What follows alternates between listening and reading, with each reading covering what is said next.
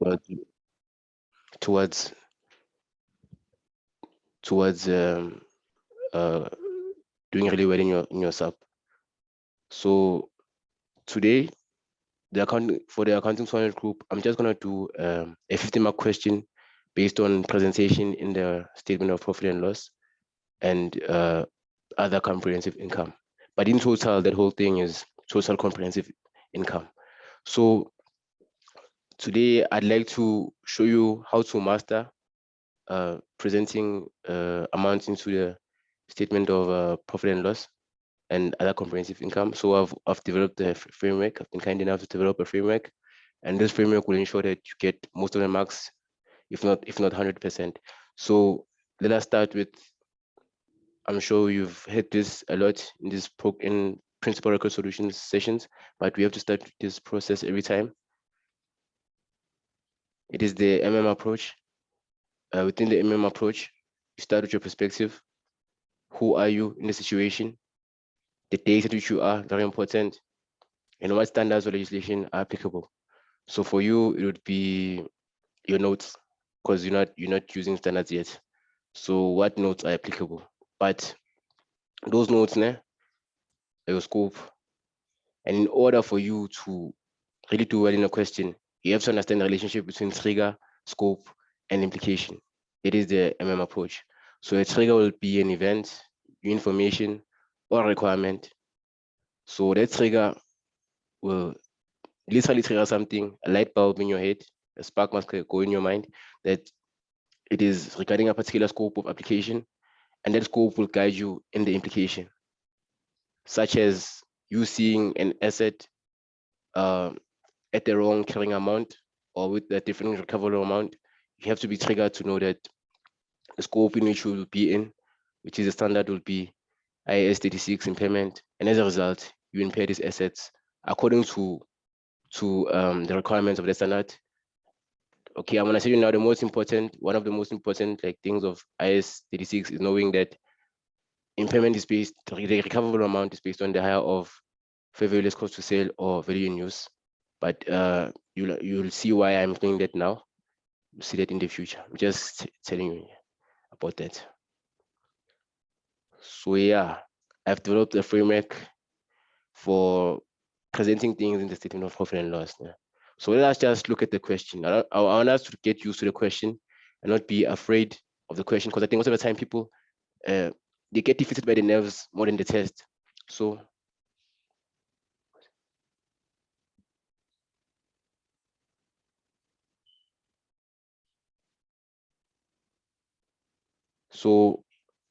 when it comes to this question, it's worth 50 marks.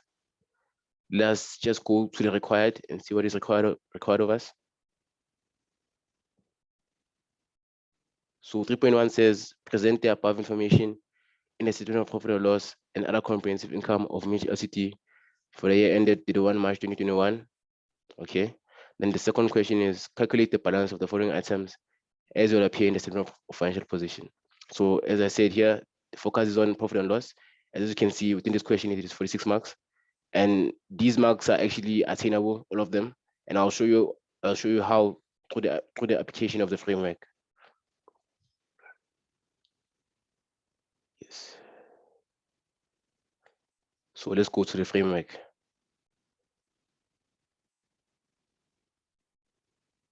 Framework for the presentation in the statement of profit and loss, NSOI, statement of comprehensive income.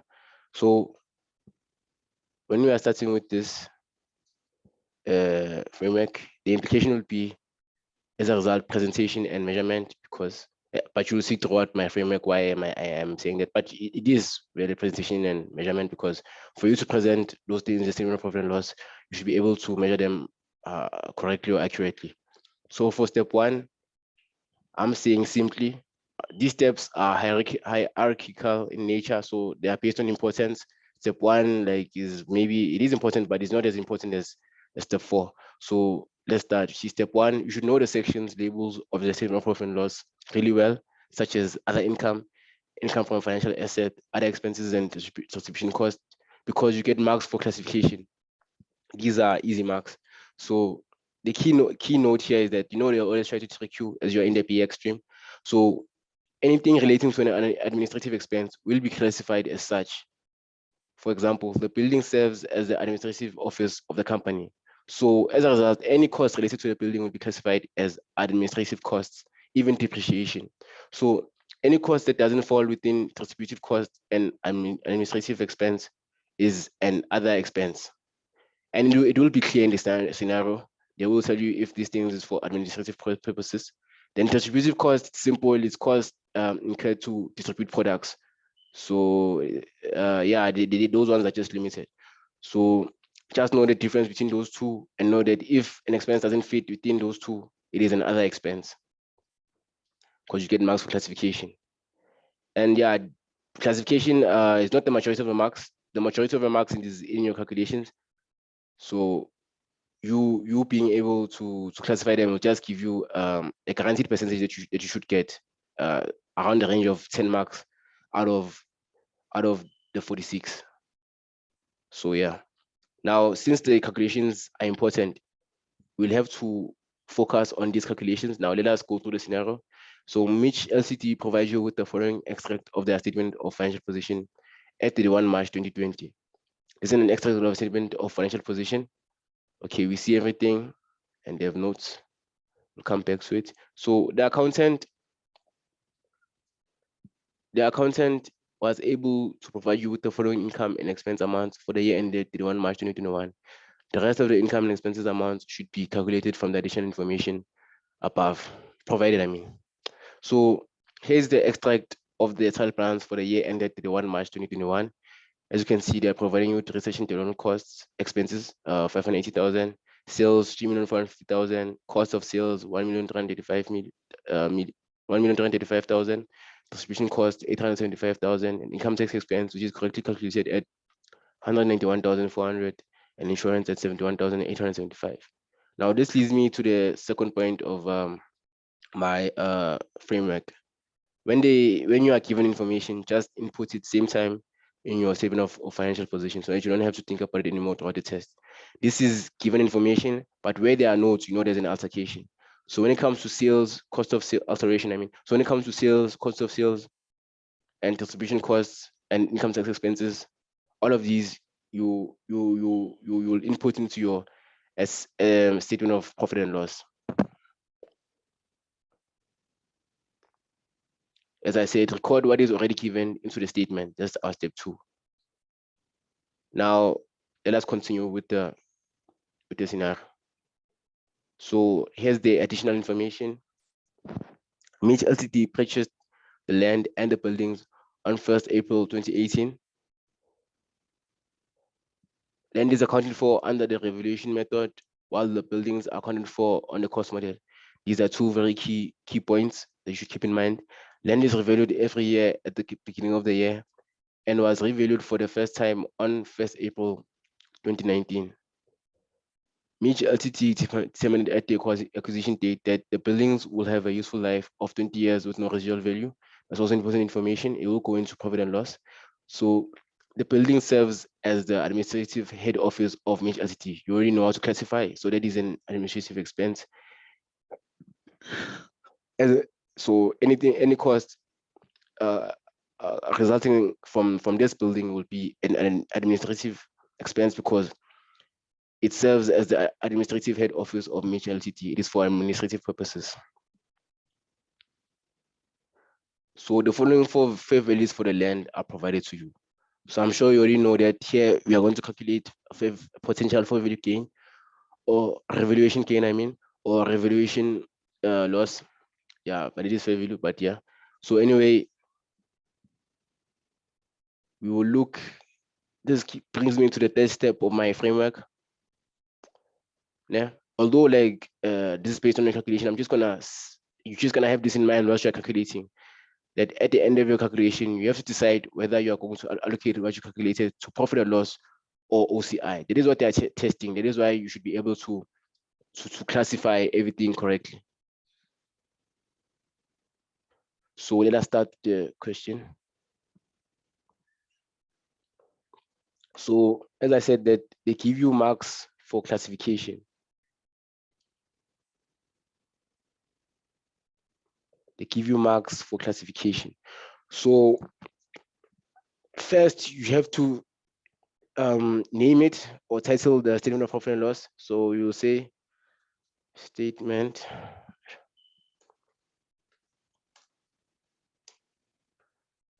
I'm gonna write P&L, but profit and loss and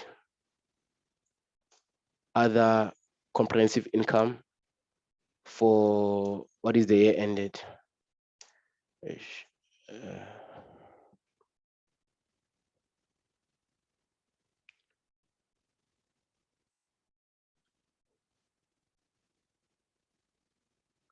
The year end. So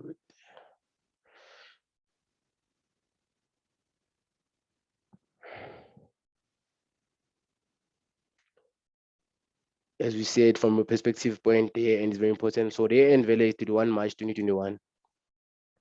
31 March 2021. So it will be for the year ended 31 March 2021.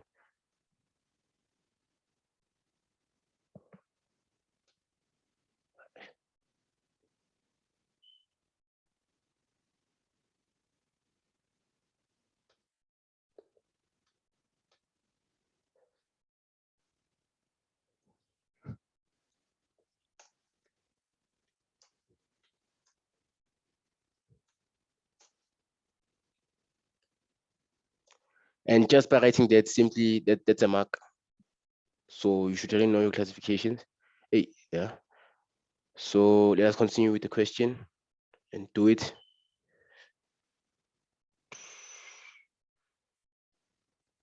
So yeah, so here they are telling us that the building serves an administrative office, but also here they say that the following fair values for the land are provided to you. So they provide fair values all the way back to 1st April 2018. There's a reason why they have provided fair values all the way back to 1st April 2018, because there were potential revaluation gains or losses that were recognized and potentially have to be reversed, and a revaluation gain recognized for this year. So let's start by calculating the what happened between 1st April 2018 and 1st April 2019, the potential revaluation gain or loss.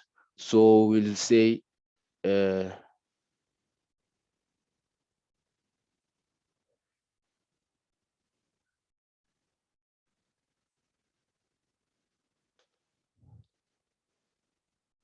oh, sorry. You first have to also, you see, I'm not from my framework. Also, before you go to the calculations, you state what is given. You see, so sales, sales. What do you see? The sales was.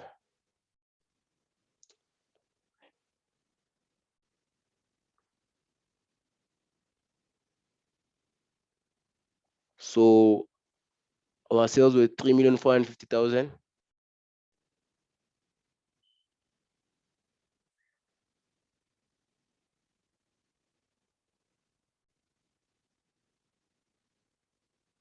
So our sales were. Let's give it some space. 3,450,000. And they talked about cost of sales also. So what were our cost of sales? They were, let me just do this. Yeah. So our cost of sales were 1,385,000. So let me input that.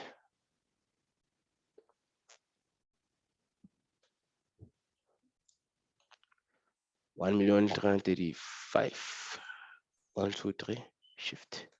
Then, as I said, you should know your labels well. So they're giving you marks if you know the consequences of what you're doing. So since you know that there's sales and cost of sales, you should know that there's gross profit. There's gross profit.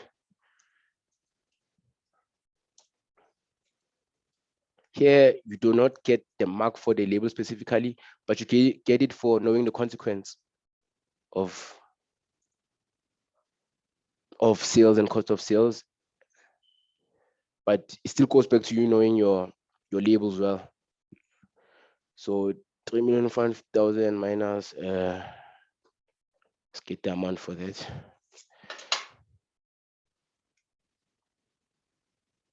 Minus 1,335,123 equals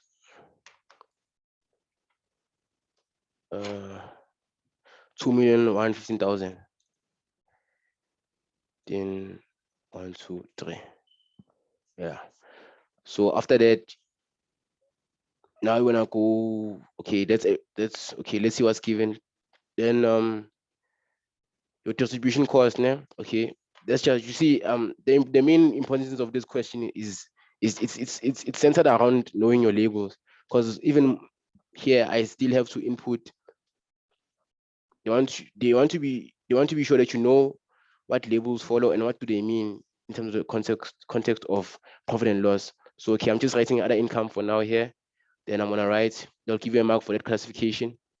I'm gonna write income from financial assets. I'm just gonna write FA for convenience. Income from financial assets is gonna be it.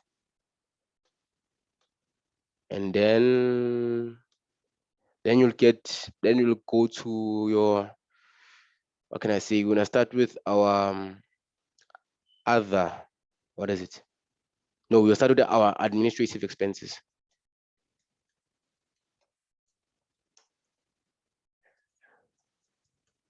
Here you won't specifically get the mark, but you'll get the mark for how you group your calculations.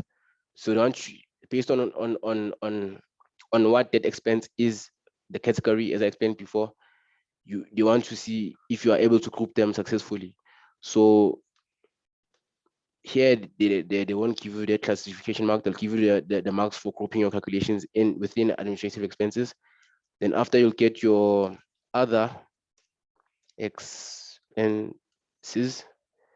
And then after, other expenses is the same thing. It's not just classification, it's based on grouping your expenses to the correct category. Then after other expenses, you're gonna get your distribution costs. So most of the time, distribution costs, like they aren't in the scenario, within the additional information in the scenario, they really aren't gonna give you anything else, because distribution costs are distribution costs, like cost needed to deliver the product. They can't add anything else, so it's a given. So distribution costs are 875,000. Unless in the scenario, like something happened where they said that they didn't correctly calculate the distribution cost, but so far, like it is a given.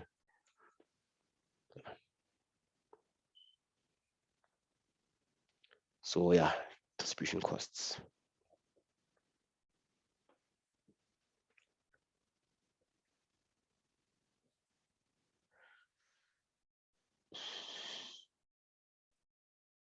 Yeah.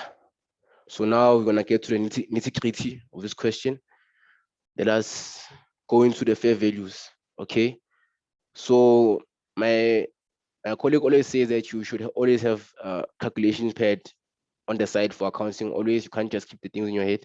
So I'll also do that right now, because it's very important to have your calculations documented somewhere. Yeah. Can't see now. Let me just minimize this.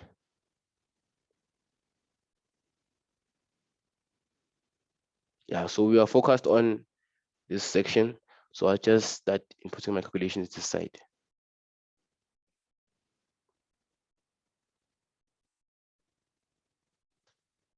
So yeah, 1st April 2018 is relevant because there might be a lawsuit we have to reverse or a gain that was there already that you have to consider.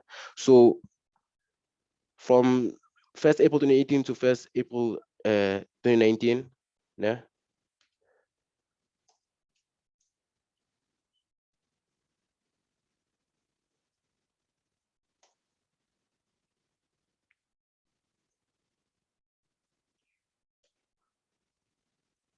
something happened. It seems like there was a revaluation loss of 2 million minus 890,000 equals 110,000. So there was what is it? Uh, revaluation loss of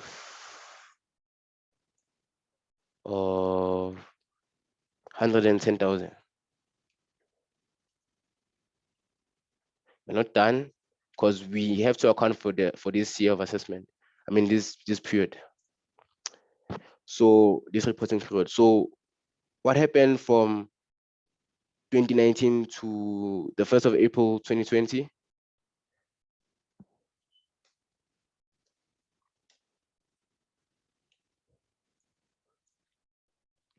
Let's calculate the change.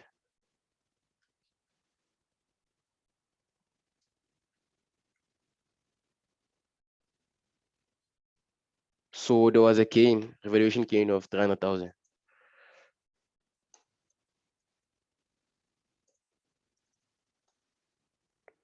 Of 300,000. Now we've calculated that, né? But we have to think of the implication on this year of assessment. And remember, you have to know if it's in the statement of profit and loss or OCI. So since we have these amounts, we first have to reverse that revaluation loss before we recognize the revaluation gain. The way you'll do this is, you see, knowing that the difference between your profit and loss and OCI, knowing what goes in there specifically, you know that the 110,000 will be added in profit and loss. Then the balance will serve as a revaluation gain in other comprehensive income. Uh,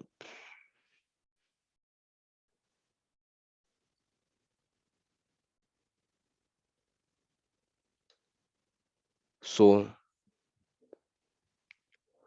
as I said, that your labels are very important. So even writing other comprehensive income, you get a mark for it.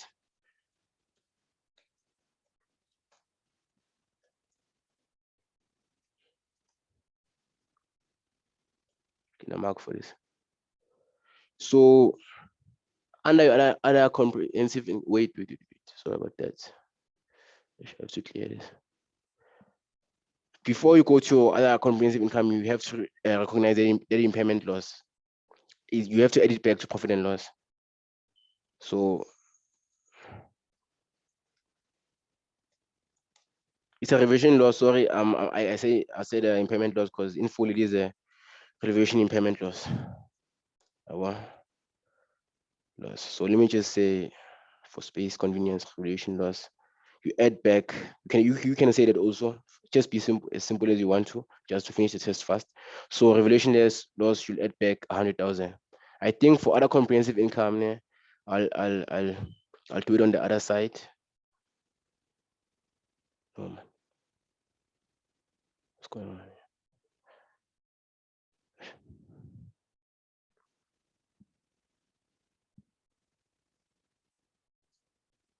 So I had to erase that because it wasn't clear.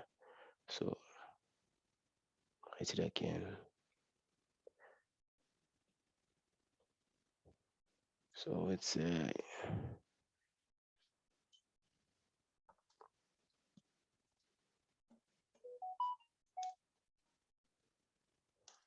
you add it back in profit and loss.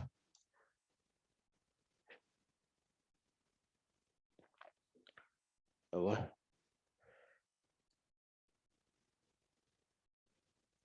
So now what are we gonna do with this 200,000? You will have to get the net of 300,000 minus 110,000, and that will be your revaluation gain. Now remember that step, you have to know where, after you are done with the calculation, where it will fit in.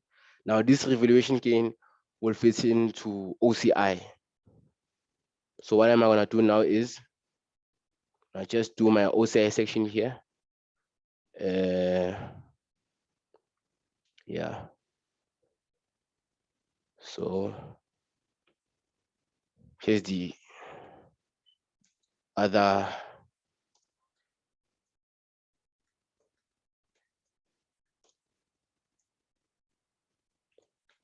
comprehensive income. And under that, we'll recognize 300,000 minus 110,000.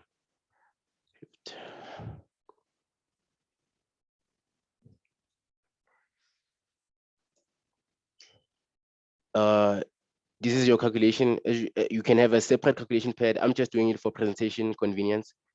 So you can have a separate pad where you list based on the numbers. You'll write number 1 or 2. Then on your calculation sheet, you'll write that number to reference it to what is in like your statement of profit and loss or comprehensive income. So yeah, you can do that. But for now, I'm gonna present everything here. So 300 minus 110,000 equals revaluation gain.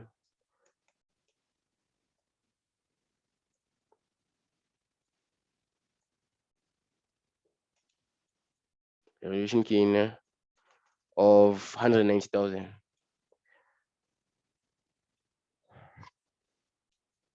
Okay.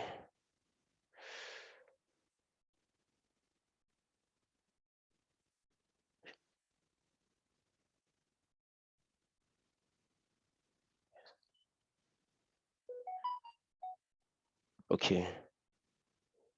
Okay, now let's move on to our second question, our second point, pattern point 1. So on 1st September 2018, Mitch purchased equipment machine A, B, C, and D for 350,000 rand each. Mitch LTD depreciates equipment over the useful life of 5 years with a 20,000 rand residual value each. That's very important information. On 1st July 2020, equipment A was sold for 300,000 rand. On the same day, 55,000 rand was spent on equipment B to upgrade the software on the machine to increase the effectiveness.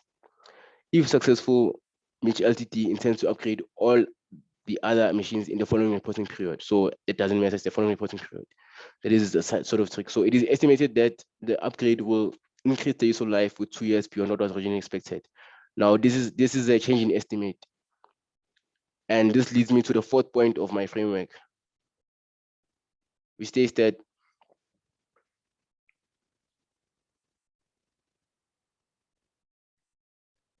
you should be comfortable with your tricky areas, such as your changes in estimate. So there are specific areas in Sequoia they focus on that you must just foolproof. If you have enough time, just foolproof them, and these sort of statements will be easy to answer.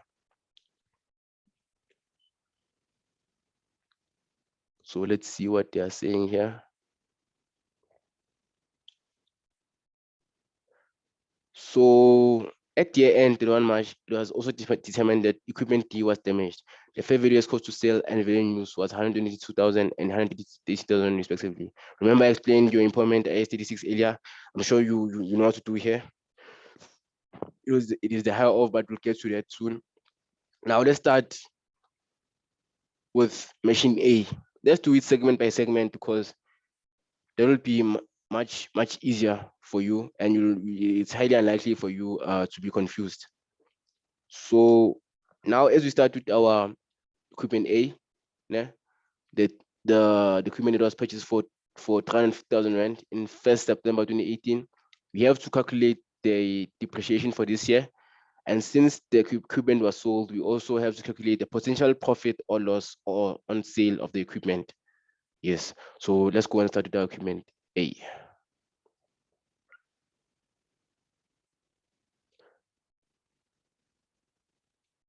I'll just erase the calculations because I don't have space for now, so I'll erase the calculations as I go. But the final answer is in the statement of profit and loss or other comprehensive income. So yeah.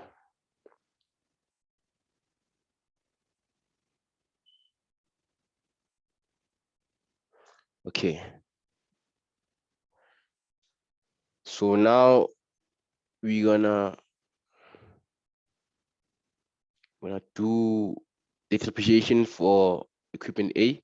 So in terms of the depreciation for equipment A, you see that we have to calculate the carrying amount at the date of sale.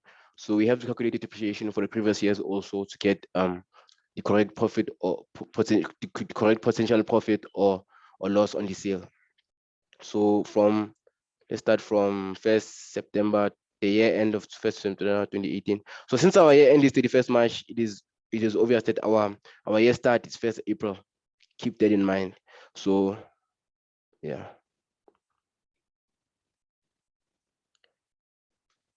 So 1st April 2018.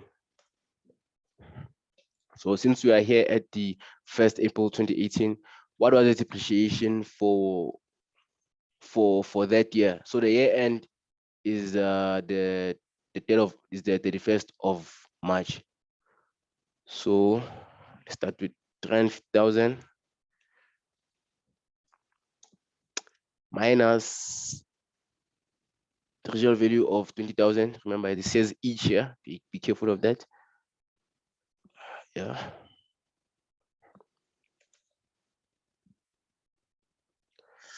You want to divide it by its useful life, which is divided by 5. But for 2018, how much of the year was it in use? So from September to 31st March, it will be 4 months to the year end, then 3 months to 31st March. So that's 7 out of the 12 months it was in use. So because I need to depreciate for when it was in use. So equals these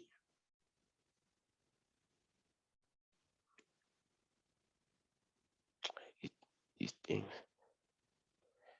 So let's calculate that. 350,000 minus 20, 1, 2, 3 equals divided by 5 equals times 7 divided by 12 equals 38,500 for the first year. So it's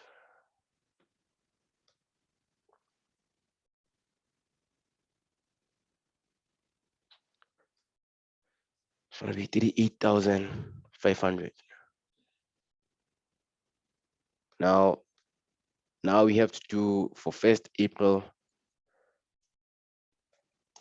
2019. So let us check for how many months was it in use for 1st April 2019. Seems like it was in use for the whole year. So what we're gonna do now is simply deduct the 35,000 minus 20,000 divided by 5. Yeah? And for space convenience, I'm just gonna, so it's gonna be the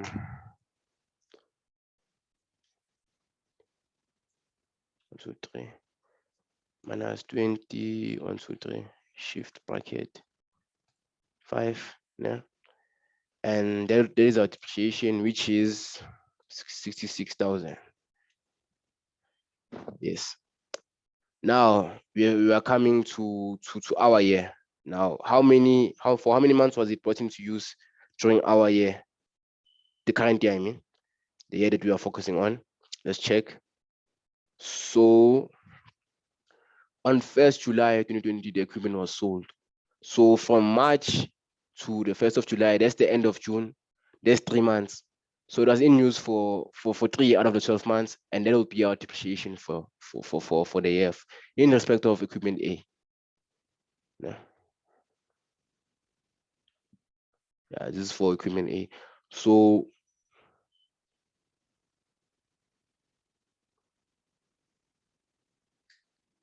yeah. So let me write first.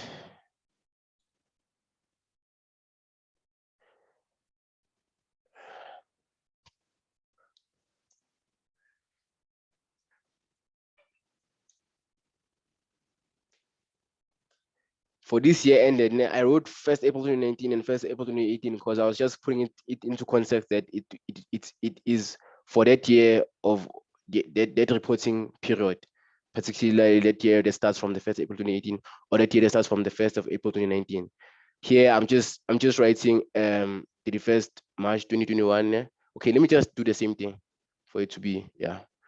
Let me just do the same thing. So I hope you understand what I mean. So for from the beginning of this year to the end of this year, this is what I mean. Yabo? To the end for all. Yabo? In terms of A, what is the depreciation for A for this year? It's gonna be the usual 350,000 minus 20,000 divided by 5. Okay, we know that amount is 66,000. Yeah. Then times 3 over 12, which is gonna be equal to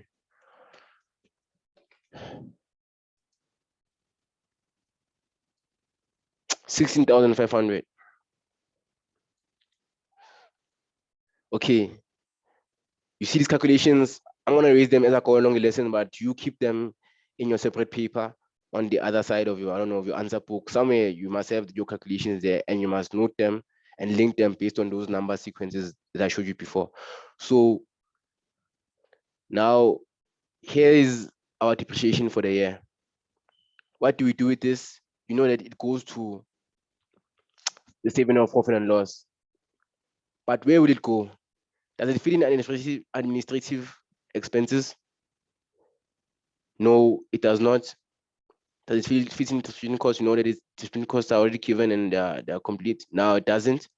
This is not a cost to distribute the product. So it'll be in our other expenses.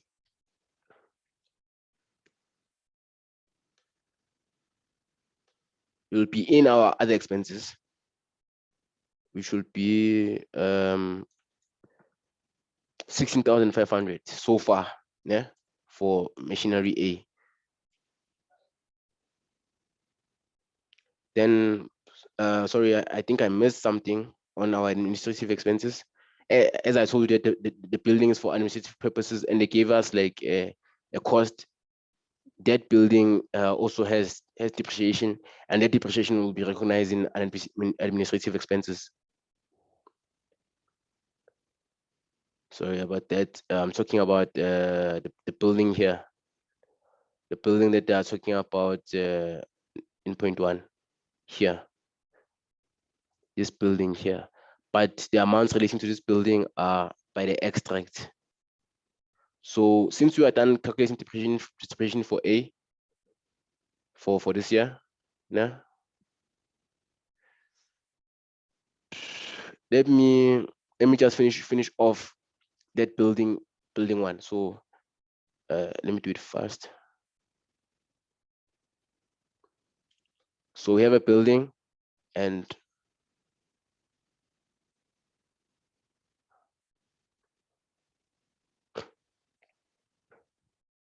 we have a building there.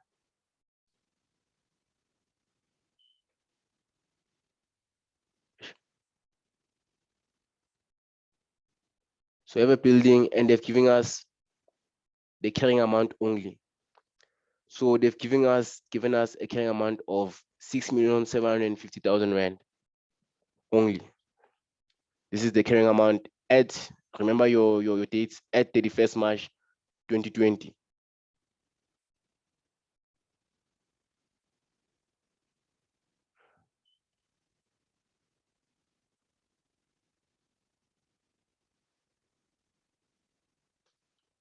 So with this carrying amount, okay, give us a carrying amount. These are the calculations there. So the carrying amount for the building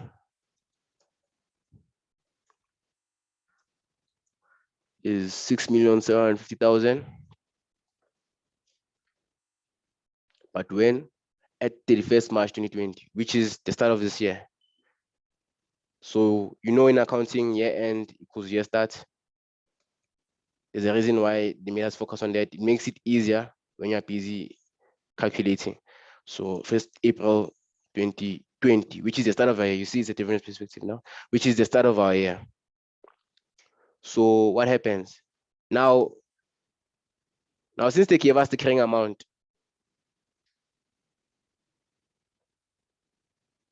we have to know when the building was bought.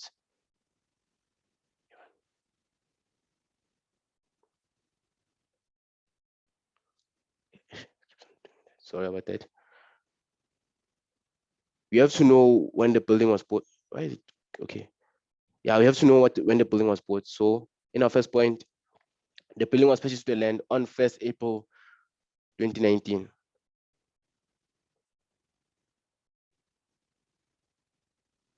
So since it was purchased on 1st April 2018, I mean, this means that you see from 1st April 2018 to 1st April 2020, how many years have passed? That's 2 years. That means 2 years of the residual value that they gave us. Yeah, so let's check the residual value. So they gave us a 20 years residual, 2 years of the useful life, not the residual value. 2 years of the useful life has passed and they gave us 20 years. So that means that we must proceed to deduct 2 years from the 20 years.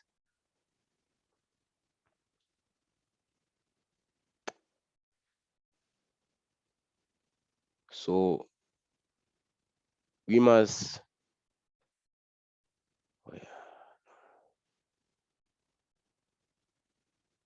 we must deduct the 2 years from the 20 years. So 20 minus 2 equals 18.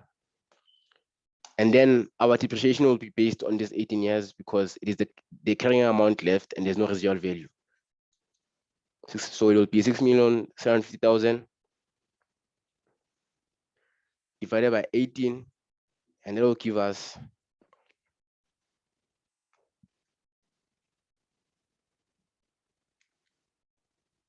that will give us 375,000. Now this is depreciation expense, but remember it was for the purpose of the administrative head office. So it was for administrative purposes. So where will this 375,000 go? It will go to administrative expense.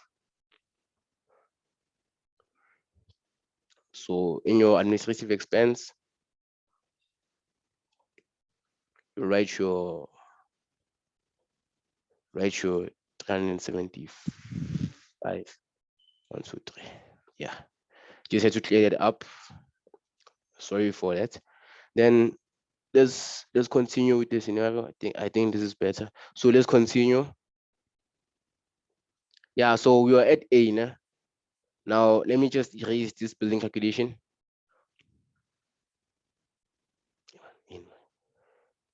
Yeah, so let me just erase this building calculation.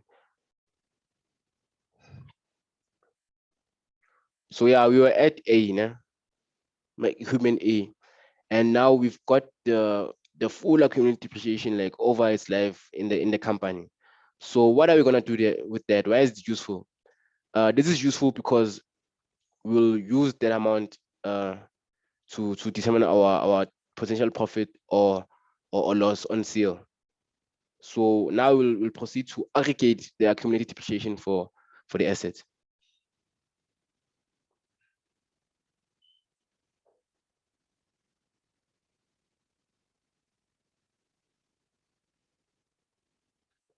So let us aggregate this accumulated depreciation.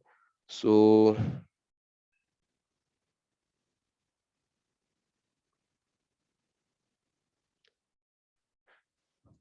the accumulated depreciation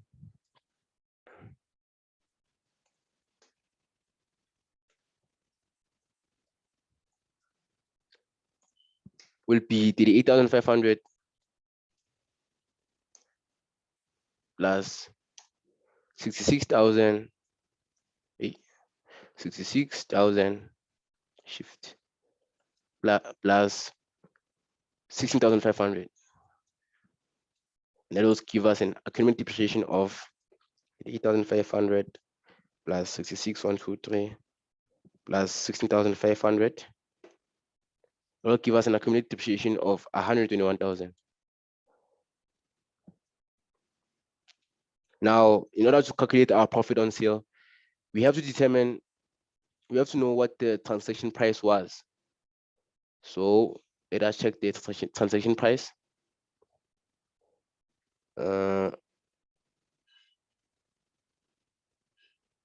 It was sold for 300,000 rand.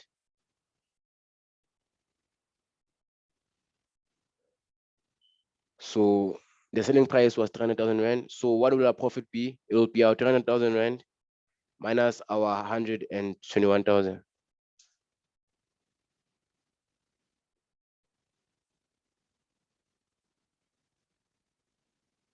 We know we'll first have to deduct like the 121,000 from the carrying amount, and then that carrying amount that's left, we will deduct from selling price, and that will be our profit. Sorry about that. Yeah.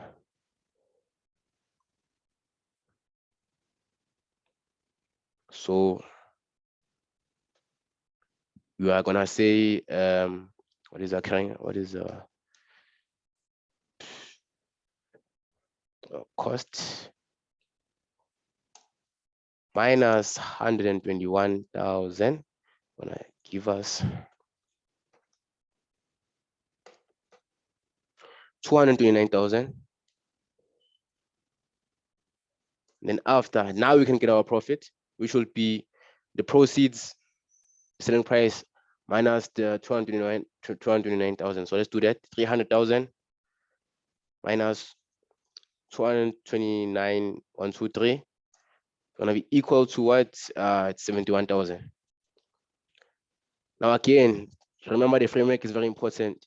Now, after you've done this calculation, where you gonna place or record this amount in your statement of profit and loss, or statement of profit and loss and statement of comprehensive income. So it's obvious that this will go to our other income, statement of profit and loss. Most of the time, things that go to OCI, like they are a reserve of some sort. Things that go to profit and loss, it's performance that happen like every year. So it's a bunch of transactions that happen every year. That's why it is called performance. And OCI, it is balanced. That's why like even the revaluation loss is decreased and the revaluation gain like increased. Even that revaluation gain, it is a balance that will decrease when you get like a loss.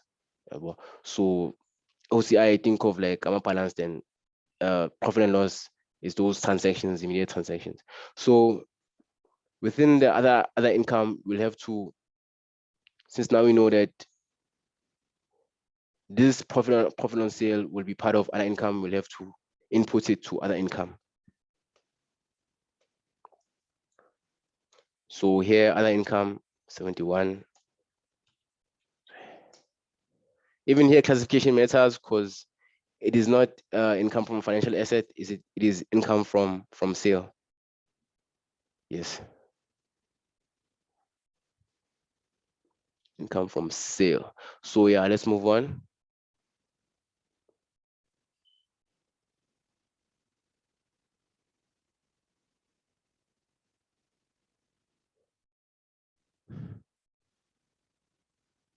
I don't know why I see reading that. Yeah. So yeah, just 5,000. So we are done with A now. Now we have to move on to equipment B.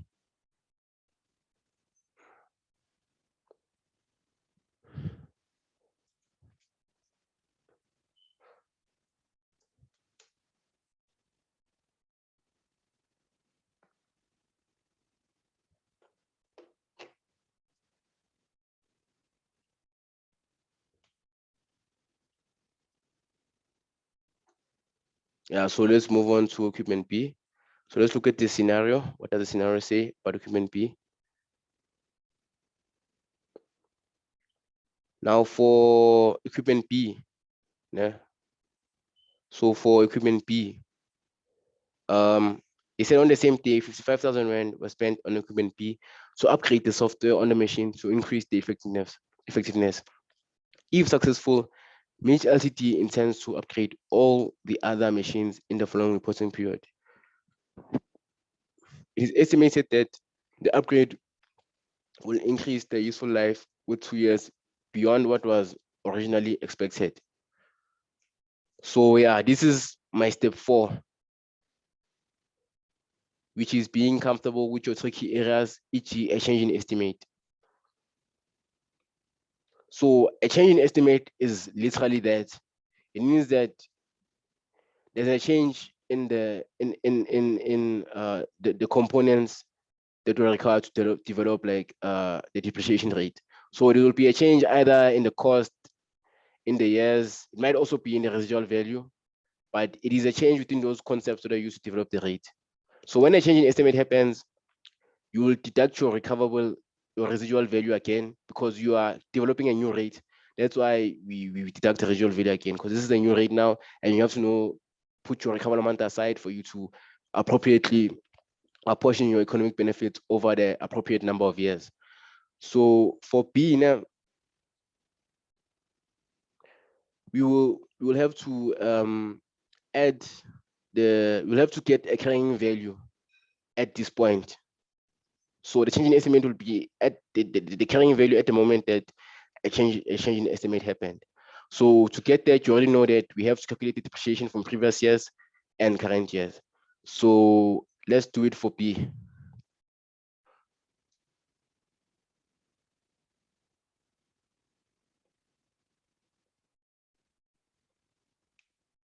So when it comes to B, depreciation from previous years, 1 April, it will be the same as A. See those calculations for A. So fortunately enough, I remember those. It was 16,500. And for 1st April 2019,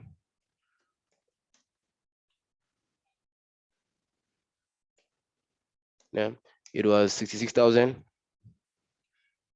Then for the year, the whole year, yeah, I mean for not the whole year, but it is the 3 months, but it's regarding to that reporting period. So the period was before it changed, it was also 3 months, because on the same day 55,000 rand was spent on equipment B to upgrade the software.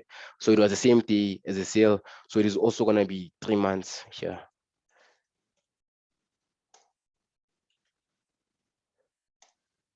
So this would be that okay, here it was 7 months. Okay, here it was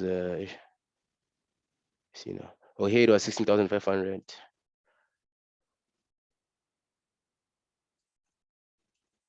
And here,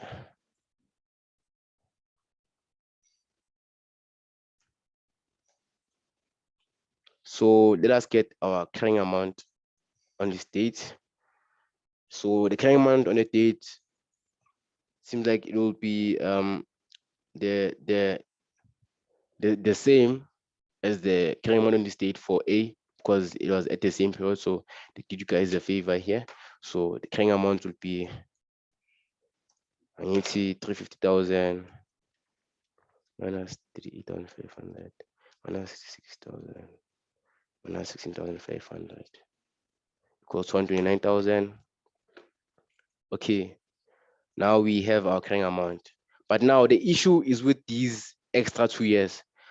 What they say is that the upgrade will increase the useful life with 2 years beyond what was originally expected. Please pay attention to that originally expected. So these 2 years must be added on to what was originally expected. And what was originally expected? 5 years plus 2 equals 7 years. Now, since you have these 7 years, other people, they like using years in when it comes to change estimate, but I suggest that you use like the balance of months, because it will be much more straightforward. So when it comes to 7 years, you times that by 12, yeah, and you'll get 84 months. But now here's the thing that you need to estimate. Economic benefits have been used throughout the previous years. You cannot ignore that, because this is accounting. We document substance, what is real. So those economic benefits that are used throughout the years, we have to account for them through the years, through the amount of years also. So even though the original amount of years was increased, it was also decreased because the asset was used.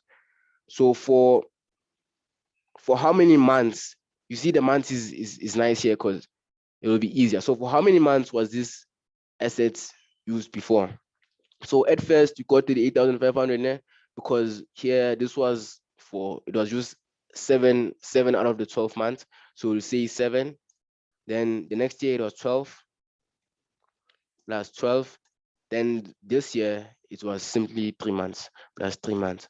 So 7 plus 12 plus 3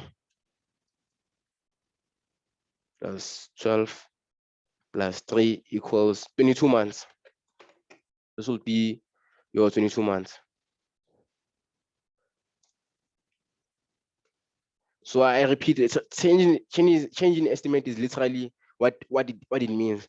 So it is a change in the peculiar component of your estimate of depreciation. So it can be a change in years, change in the cost, or a change in the residual value. Né?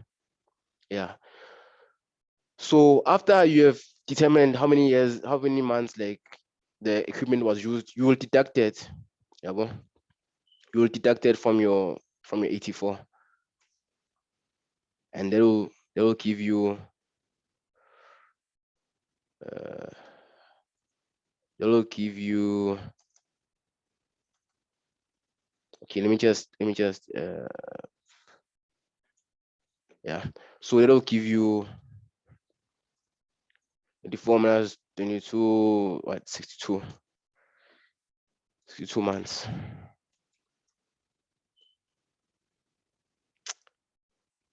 Yeah, so 62 months then. So they'll give you 62 months. So now you know that there's 62 months left of the economic benefits to be realized. Yeah? But you know, this is a change in estimate. So you are developing like a new rate. So you must deduct your residual value from your carrying amount. Yeah? And you must allocate depreciation based on the number of months remaining.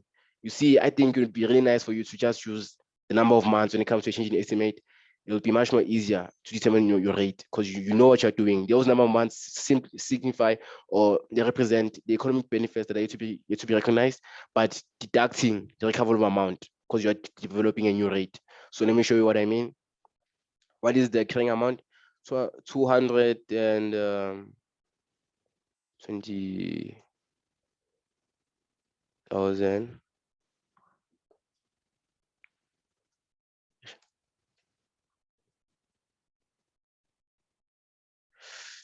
Wait, there was an improvement. You see, yes, following things in order is it really helps in accounting.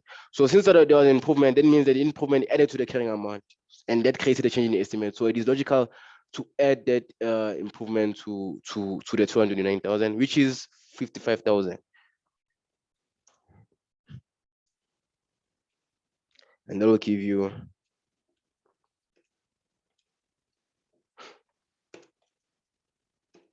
It'll give you 284,000. Then you deduct your residual value, which hasn't changed, 20,000. The only thing that's changed is years. Minus 20,000, 264,000. And that will give you the proper carrying amount on which to calculate your change in estimate or your new depreciation rate. That's why there's a change in estimate, because you're calculating a new depreciation rate. So on this 264,000, we'll use the balance that we calculated, balance of months that we calculated. So it'll be 264,000 times. So three months of the year have been used up. So what is left to be used up for the rest of the year for P? So 9 months are left. So 9 months out of 62 months, there will be your depreciation after considering your residual value. So there will be a new depreciation rate. So let's do that. Times 9 out of 62. Always use months here, you won't be confused. So 264,000 times 9 divided by 62 equals 38323. 38323, yeah, equals 38323. So where will this okay, you are done with your calculation. Remember the framework. Now where will this amount go in the statement of profit and loss or other comprehensive income? Will it go to profit and loss or comprehensive income? Yes, you are right. It will go to profit or loss, but where in profit and loss will it go?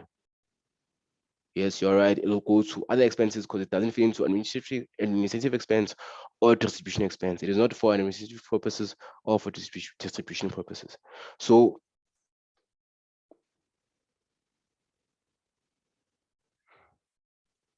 let's add this 38,323. So we'll add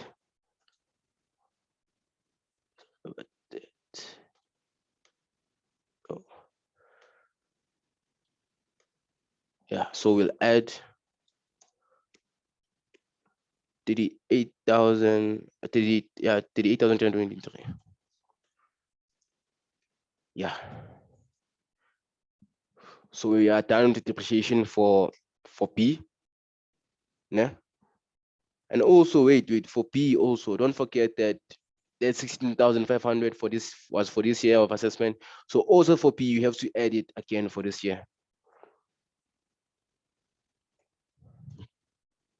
16,500.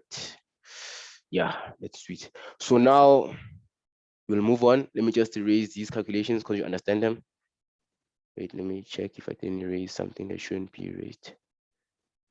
Yeah, everything is fine. Yeah, so erase this. So now we are going to equipment C. Let's hope it's easier. So let's check the details of equipment C.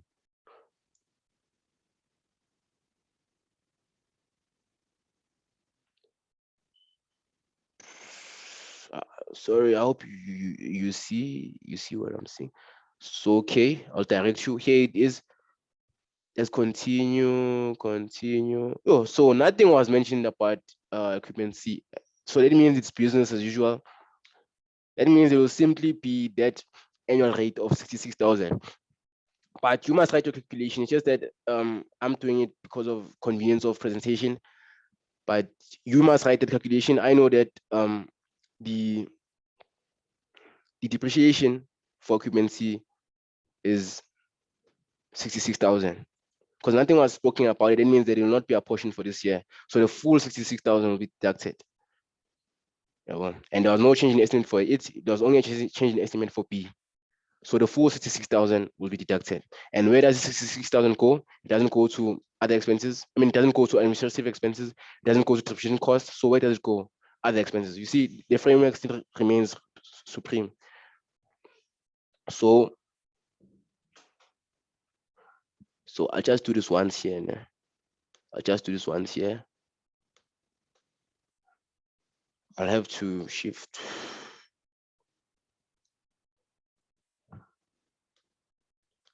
This seems like a long calculation, these other expenses. So I'll have to add the 66,000. Just bear with me for now. I have to add the 66,000 and we are done with equipment C. Now let's move on to equipment D.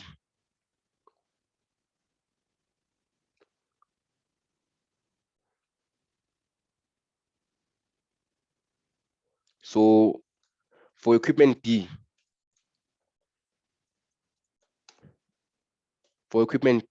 what happened with equipment D?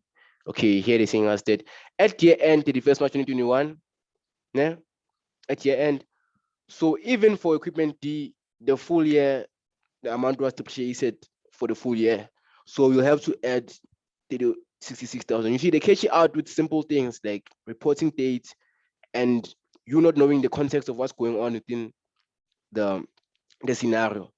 You know that depreciation is at 66,000 a year for these assets, and the other ones were portioned because of sale or because of a change in estimate. But these other ones, there was no change in estimate, there was no sale, and they worked the whole year. Like the depreciation is for the whole year. So even for equipment D, yeah, we'll just add our depreciation at 66,000 also. But yeah,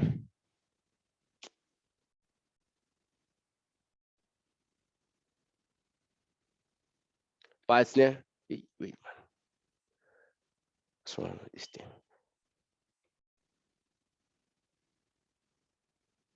Yeah. So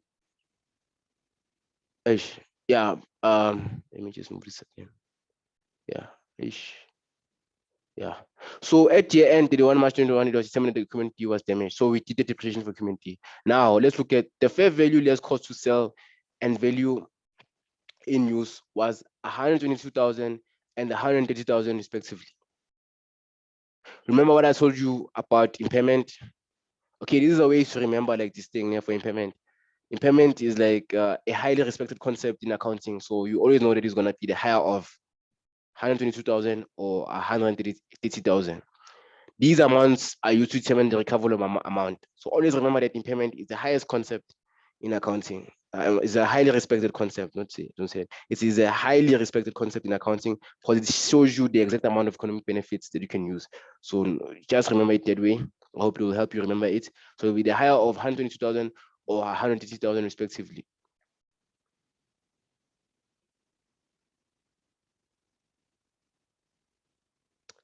And for us to calculate our recoverable amount, although I raised the depreciation, we'll have to consider it because we'll have to get our carrying amount at the end. And that will encompass our depreciation for all the years. Yeah. So let us do that for equipment D. So for equipment D, remember it is I say this based on the start, it is for the full year, from 1st April 2018 to 31st March, yeah, 19. Yeah, it will be that 38,500. And then now for 1st April 2019, I understand now. I'm sure you understand what I was saying. So 1st April 2019, what was it? There was no issue lapper. It was 66,000. And because it's D, also for 1st April 2020, it was also 66,000. It was also 66,000. And those will give us our carrying amount. So our carrying amount as a result will be equal to 350,000. Yeah. Hope you know it is gonna be 350,000 because all of them were priced at the same price. 350,000 minus 38,500 minus 66,000 minus 66,000 equals 179,500. Now what we have to do, we have to compare it to its recoverable amount, and its recoverable amount is the higher of value in use or fair value less cost to sell, and that was 30,000 if I'm not mistaken. 130,000, I mean. So it was 130,000, the higher of. So remember, impairment is a highly respected concept in accounting. That's how you're gonna remember this. So yeah, it was 130,000. So for us to get the impairment, um, it will be 179,500 minus what the recoverable amount. I know they like saying this. R. Let me do this shift. RA shift, which is 130, 1, 2, 3. Hey, that this looks ugly. Looks too ugly. Let me just erase this thing.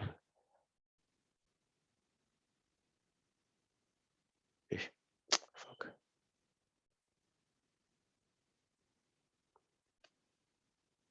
Okay, as in, let's go. You're just gonna continue. So you know it's 179,500 minus 130,000, which will be, this is 130,000. Sorry for that presentation inconvenience. So 179,500 minus 130,000 is gonna equal to 49,500.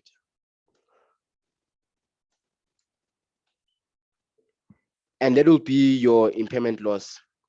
Now, where will your impairment loss go here? Is it an administrative expense? No, it's not. Is it a distribution costs? No, it's not. So it's gonna go to other expenses.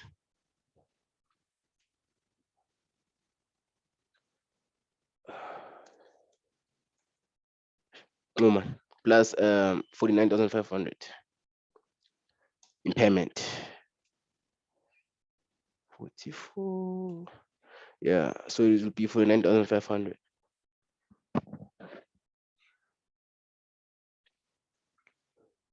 So we are done with D. Ne? Done with D.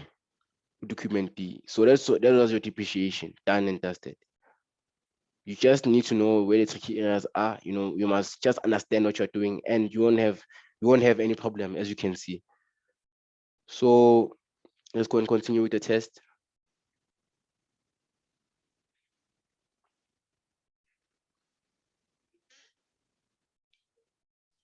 So as we continue with the test, okay, that's point 3. I mean, that was point 2. Now we're going to point 4, point 3, I mean. Let me do this. Let me do this. Let me do this.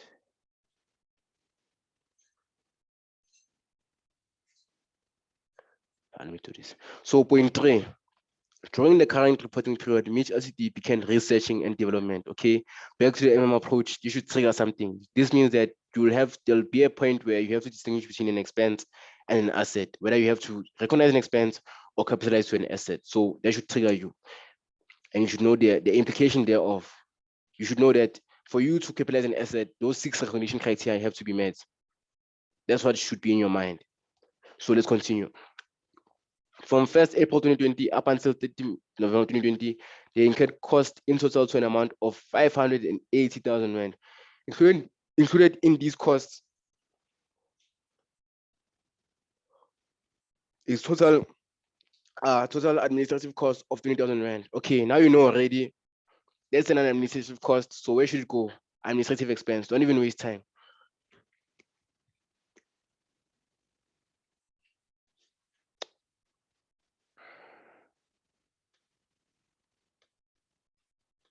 Yeah. So shift plus 20,000. But it will be deducted from the 580,000. It will be deducted from the 580,000. So let's start our calculation here. It will be R&D, session development costs. So let's start our calculation here. Simply R shift and D. And then in this R&D, okay, we haven't done anything yet. We haven't capitalized or expensed. We're just deducting the administrative costs because you have to be able to classify things. You see, that's why I said those steps are hierarchical, and the more you go down, the more important the steps are. Because at first, classification, it seems less important, but it is the foundation for all the calculations. So me deducting this 580,000 is because I know classification. So you must know your classification. I mean, this 20,000 is because I know classification. You should know your classification. Then we're left with the amount of 560,000. Now, when we're left with the amount of 560,000, let's go to the scenario. Let's continue. You see, do things like for you to not just go over things. If you see an amount that is significant, just record it same time. Don't just keep it in your mind. Trust me, you won't remember everything. You'll forget that thing and you'll feel bad that you knew this thing, but you just forgot it and didn't write it down.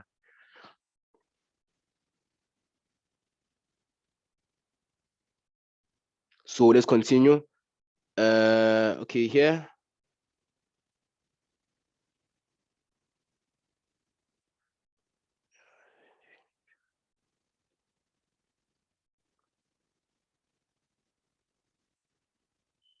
I'm sure you can see. So during the current reporting period, Mitch LTD began research and development. Okay, from 1st April 2020 until 30 November 2020. Save that period is important. The incurred costs to the total amount of 580 included is 20,000. So we were there. So the remaining expenses are spread evenly over the research and development period.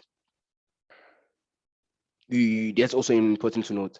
The first 2 months of the year were dedicated to research. Then development began on 1st June 2020. But all 6 recognition criteria for capitalization of development costs was only met on 1st July 2020. That's very important. Remember, I talked about recognition criteria. So that means that you expense up until 1st July 2020. So let's write down the date. You see, write down everything you are thinking of.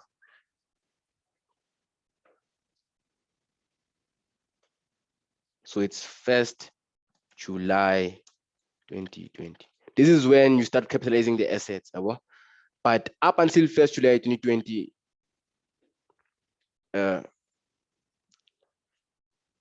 you recognize expenses. But let's complete the scenario, the paragraph here. So all 6 recognition criteria of compensation of development costs were met on 1st July 2020. The development process was completed on 13 November. And that is valid within the period that they talked about. So we know that. Then whereafter commercial production of the new product was started, the accountant was unsure how to allocate these expenses correctly and ended them all within the research and development expense account. You know that he's very wrong by doing this, because a portion must be allocated and a portion must be expensed. Portion allocated, I mean portion allocated to assets. Now, since we are allocating to an asset, let's look at this note. It says that it is Mitch Ltd's accounting policy to amortize intangible assets over a useful life of 10 years with no residual value. So you know that there will be a profit and loss amount also here, and it will be amortization. And you know by now that it's not an administrative expense, it is not distribution cost, it will go to other expenses. But for now, let's just recognize the expenditure first. Always follow a process. So up to, okay, let me just write here.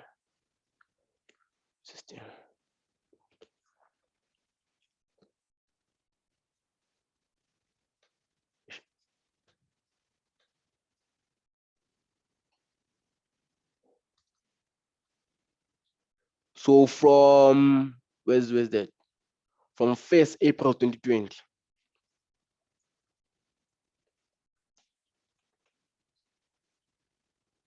to, to 1st July 2020, there was expenditure that should be recognized. Now, remember I talked about the period from 1st April 2020 to 30 March 30 November 2020. That is important because they will help us allocate or apportion the expense and the asset. So from 1st April to 30 November, how many months is that? So 1st April is the end of March, so it'll be to the end of November. So November is 11 months minus 3. 11 minus 3 is 8. 8 months. So we know 8 months. This thing is for 8 months. Now, how long was it? How long were we expensing until the expenses were recognized or capitalized to the asset? So from 1st April to 1st July 2020, when the recognition criteria was met, from 1st April 2020 to 1st July 2020 when it was met, those are the amounts of expenditure. But that apportionment will be based on what? 560,000. So you see, if you didn't know classification, you wouldn't have deducted 20,000, and you're just getting a wrong amount from the get-go, and everything would be wrong. Like, honestly, I think it's the simple mistakes in second year that get you the low marks, because I think like most of the tests you can actually get like 100. It's just simple mistakes. Just be careful of the simple mistakes. So yeah. So since we know it's 560,000, we have to multiply it. We have to apportion it for the amount of months in which expenditure was actually expensed, and that was from first April to 1st July 2020. That's the end of March to the end of June. To the end of June. So it's gonna be 6 minus 3, which will give you 3 months.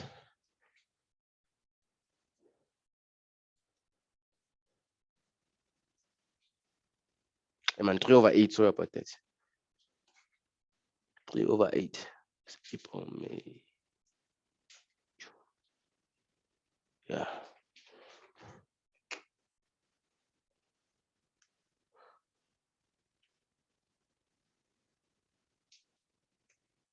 And it'll give you 210,000. So it's from 1st April. So it's from the end of 1st April, which is the end of March, to the end of June. So June is 6 months minus 3 over 12.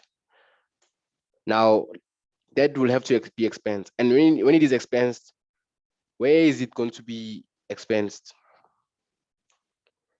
It will be expensed in profit or loss. And where will we add this 210,000? It will be added to other expenses.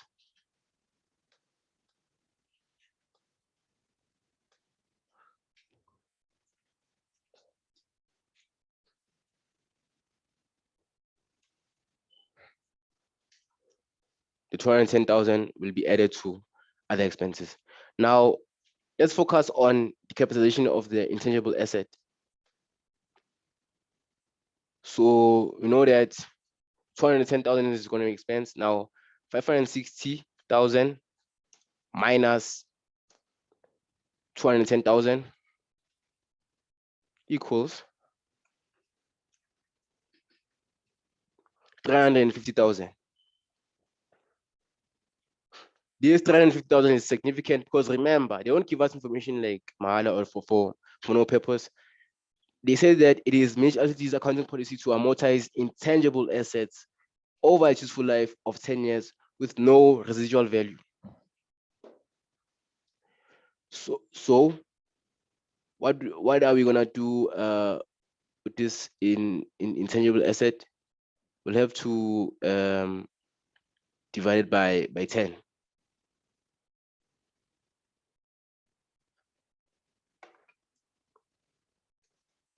And I'm really gonna tell you, it's the simple mistakes that get you wrong in accounting. Even here, né, maybe I'm like divide by 10, you're like, you're right, but still, when was this thing put into use?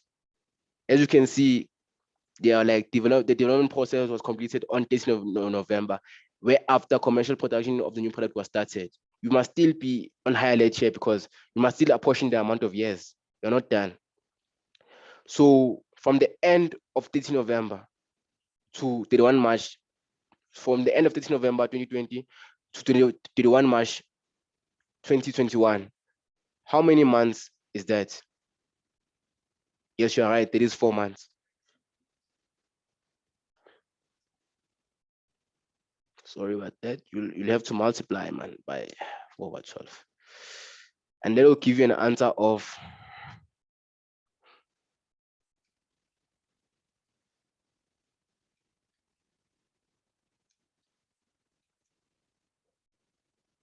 11,667.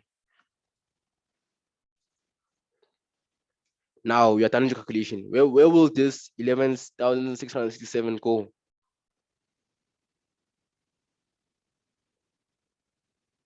Yes, you are right. It'll go to it will also go to other expenses because it is amortization which does not form part of administrative expenses or distribution costs. Just bear with me for a second. I'll just have to copy, rewrite these amounts here again because yeah.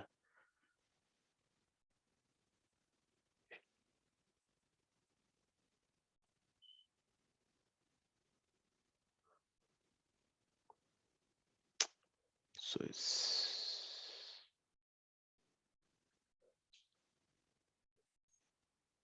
I just have to rewrite these things here. Sorry about that. So it's distribution cost again.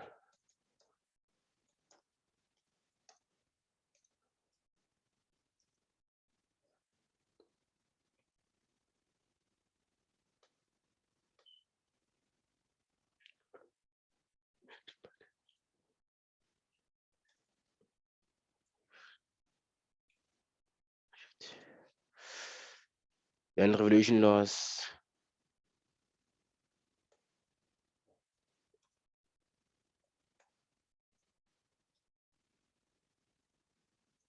Wait, sorry. The revaluation loss now. See, even me, I forgot classification. The revaluation loss must be added to other income because it is an income because your revision loss is added back. So it must be added to other income because you must always classify. Sorry about that.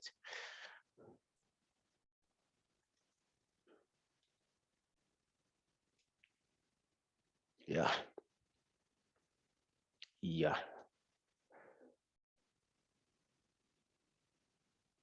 So these are my distribution costs.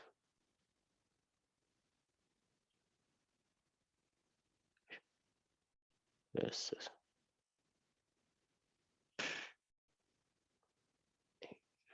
Okay. Okay. Okay. Let's erase this also.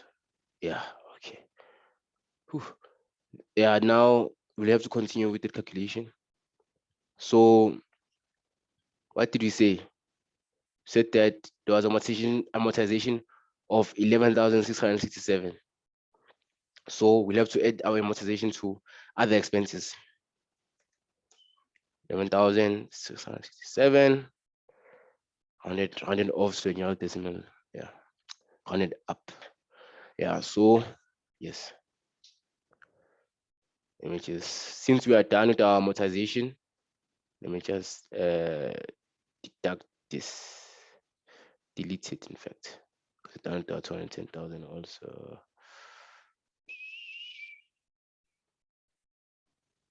Yeah, now let's continue with the question.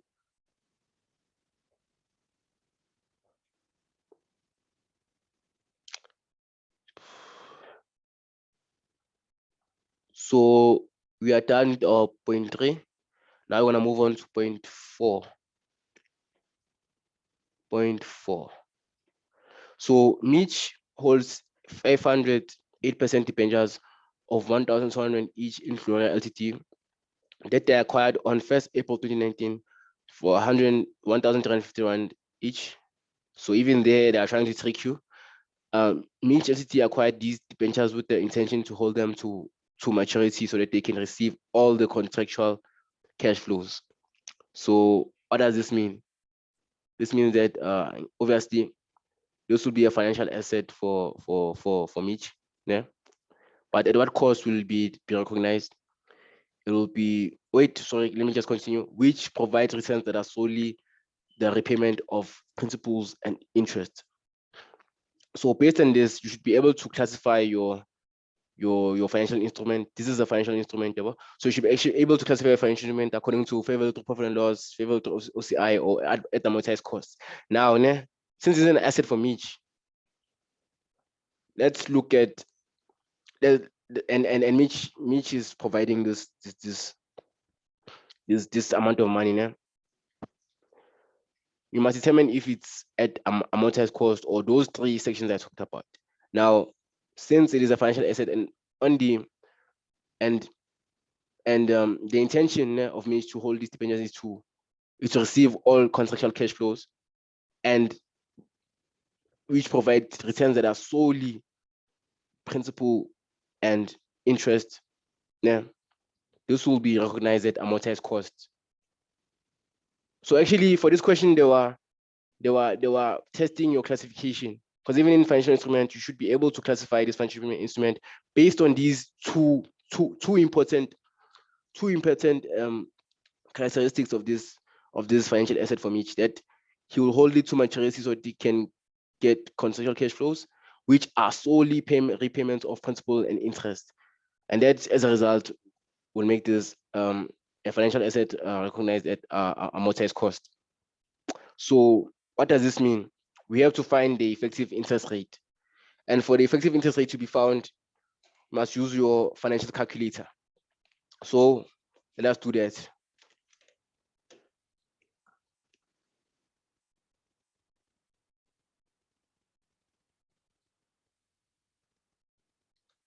So we are calculating the what? The effective interest rate.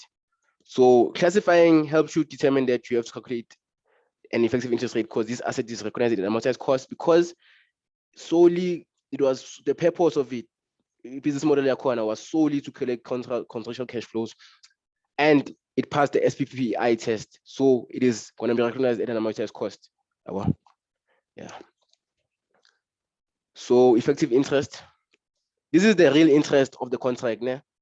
It is the interest implicit in the contract, because the me as as the person who brought this guy money, like Mitch, who owns the asset, will just require payments. But within those payments, there's a rate implicit. There's a rate implicit within those payments that is the real rate, which is the real effective interest rate. So now let's start with our present value. Rate implicit means that there's an amount of payments at 8%. There's an amount of payments. But the amount of payments themselves, there's a rate within that. That's the effective interest rate, the real rate of interest. This 8% is just a simple interest rate, but there's a real rate of interest, and that real rate within it is compound interest. Compound meaning that it is calculated on balances of the loan, not just simple interest rate where you calculate it based on the face value. The compound interest rate is calculated on the balances remained, balances remained in the balances that remain in the loan. That's why we have to classify it as amortized cost, because amortized cost means that the loan has been written off to a certain extent, and then you calculate interest on the amortized amount. Amortized means that the loan has been paid off to a certain extent. Then you calculate interest on that paid off amount, or if there was interest added on that amount plus interest. But I'll show you now. So the present value is actually the amount you paid to get this asset. So the present value will be, so that's why I said trying to trick you there. They're trying to see if you know the difference between like face value and present value, and like what is the importance. So for present value, it is the amount you actually paid. And for future value, it is based on the face value of that bond. That's important to note. So 1,350 times what? Times 500, which will give us an amount of, this will be on your calculations page there. Remember, this will be on your calculations page, and this will give us an amount of 675,000. Now remember, use the way they taught you, I don't know if they taught you well, but the way they taught you to use your financial instrument is like, be logical and apply the concept. This guy actually paid this money, so this is gonna be a minus. Minus 675,000. Just use this approach wherever, even if they say the signs don't matter, but just you have an understanding of it. It will be much better if you have an understanding of it. Like they can't do anything else if you have an understanding. So the present value is 675,000, yeah? But we are trying to calculate the interest, okay? Let me just leave the interest open. So now what is our N? Again, let's look at the term. So the bond is from 1st April 2019 to 31st March 2023. Remember the thing I told you about when I said that the end of the year is the same as the start of the year. You see, even here, they use the same thing. So if you know that, you wouldn't have been confused, but others would have been confused. Yeah, others would have been confused. So since you are not going to be confused, you know that 31 March 2023 is the same as 1st April 2023. So for 1st April 2019 to 1st April 2023, how many years is that? That's 4 years. Now, the P, I know you know what I'm talking about. Payment, I don't know, P/Y, that just means like the how frequent your payment is coming. Is it coming in months or is it coming in years? Let's check. The interest is received annually on the 31st of March. So you see, they're really trying to trick you here because they're trying to confuse you between the interest, they're trying to confuse you between the payment. What I'm gonna tell you is that this 8% debenture is the payment, and this interest received annually is the payment. So don't get confused there. Know that you are calculating your real interest rate. So what is your payment? Payment is simply gonna be, and your payment is based on the face value. You see, within this element, you must know what is based on amount paid and what is based on your face value. Present value is based on amount paid, you know that. Then you know that payment and future value are based on the face value of the contract. So based on the face value, 1,200 times 500. What is this? 500 debentures. Times, sorry about that, 8%. Times 8%. What is this amount? So it's 1,200 times 500 times 8 shift percent. That is 48,000. And also be logical. Don't just like understand these signs, please do. This payment is interest received. So what is it going to be on the financial calculator? It's going to be a positive for the 8,000. And Lana, sorry, when I was at the payment, that frequency of payments, the frequency of payments is 1 year, né? And this is determined by how often the interest was received. So this interest don't get received. This interest is the payment received. They're saying interest because it is based on the simple rate on the face value, a simple rate of 8%. It is based on the face value of the bond. So per year equals 1. You can even input this in your calculator the same as me. Then let us not forget our future value. So as I said, that our future value is the amount stipulated on the bond or face value. That's what they mean. Is the amount stipulated on the bond. That's what face value means. Sometimes they say par value, but it is the amount stipulated on the bond. It is the face value. So the debentures will mature and be redeemed at the premium of 10%. You see, you should know what premium means. I'm sure you know that premium means that you are paying it at the amount higher than the face value. It will be a payment at an amount higher than the face value of the contract. The amount stipulated on the bond, which is 1,200 times 500. So 10% higher than what? 1,200 times 500.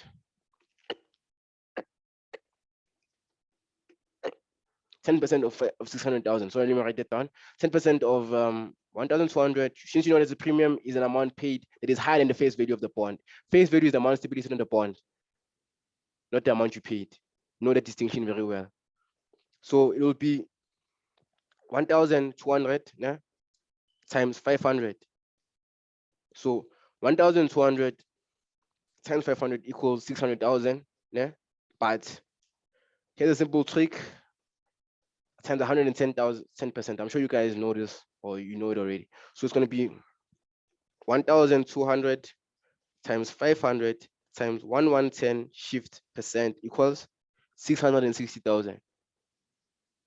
Now, which sign is this going to be? Okay, you're right. You're going to receive 660,000. Yes. Now we can calculate our I. We have all the information necessary to calculate our I. Yeah. We have all the information necessary to calculate our I. So what will our I be? Get out your financial calculator. Yeah.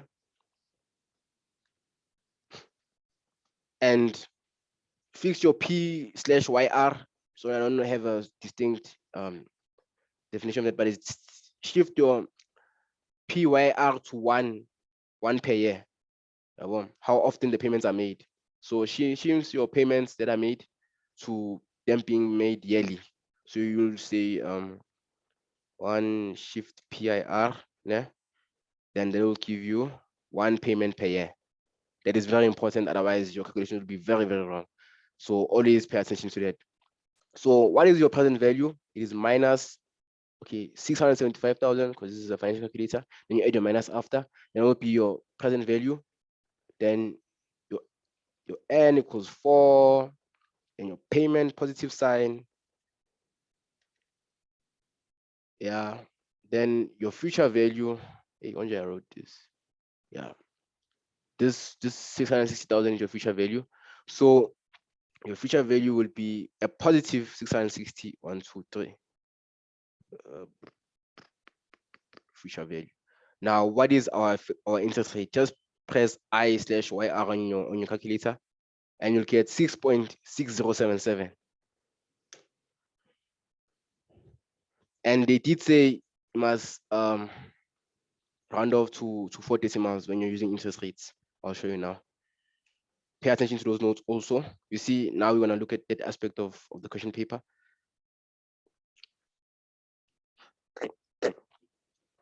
It was in your required.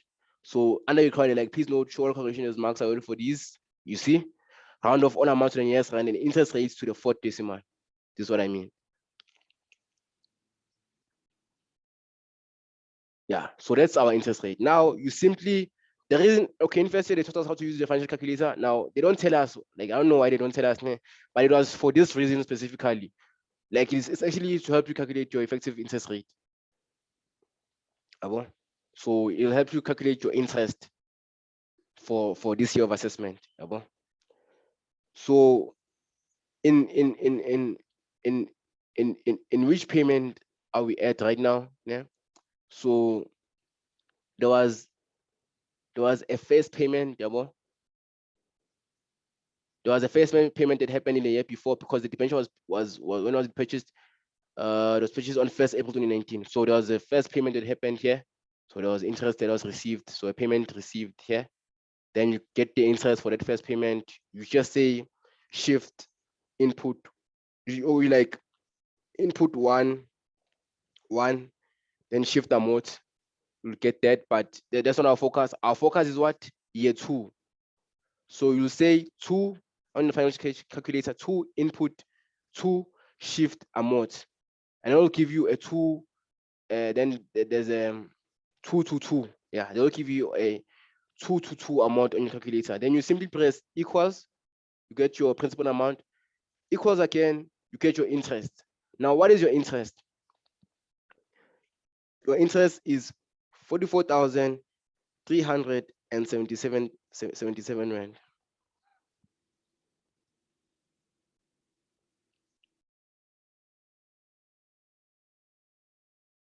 That is your interest received. So where will we place this amount on our profit and loss?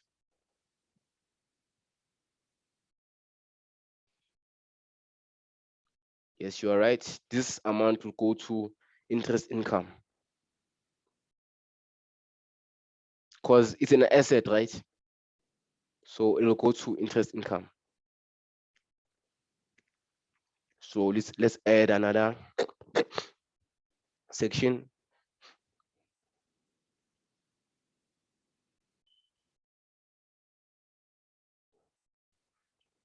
So Izuzala, you'll come here to interest income,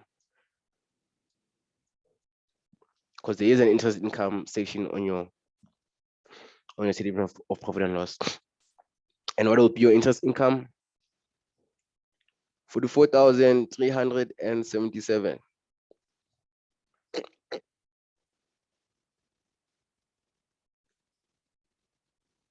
No, sorry about that. Sorry about that. You see, even the classification is getting me now, because there was a classification of income from financial assets. That's where your interest income will go, because this is a financial asset. Whew. So you see, you should know your classification really well, and you'll ace this for sure. So it'll be 44,377.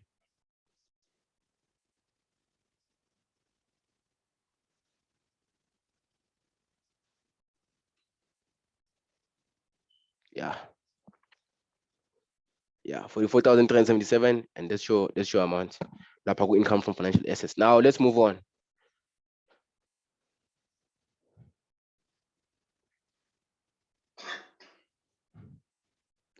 Okay.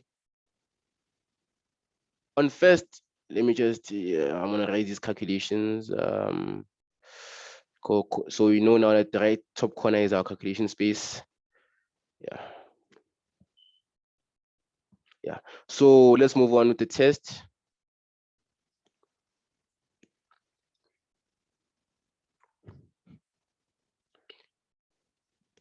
So as we move on with the test, at 1st April 2020, Mitch holds 250,000 shares in Chem Ltd at the fair value of 2.35 rand per share. On 1st November 2020, Mitch Ltd sold 120,000 shares for 2.40 rand. At 31st March 2021, the fair value of the shares amounted to 2.54 rand. Mitch Ltd elected to classify the shares as at fair value to other comprehensive income. You see, this question is based on classification. So you should know your classification well. So, and they say that Chem Ltd paid a total dividend of 20,000 to Mitch Ltd at 31st March 2021. Okay, this is income from a financial asset. Dividend is an income from financial asset, because you know that shares are a financial asset, right? Part of financial instruments. So obviously for the person that bought the equity instruments. Yeah, well. So you must always remember the approach perspective. It also applies here.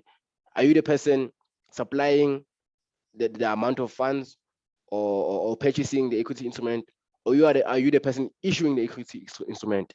So it will be an asset if you acquiring that equity instrument, and it will be an liability if issuing that equity instrument. So you should be very careful.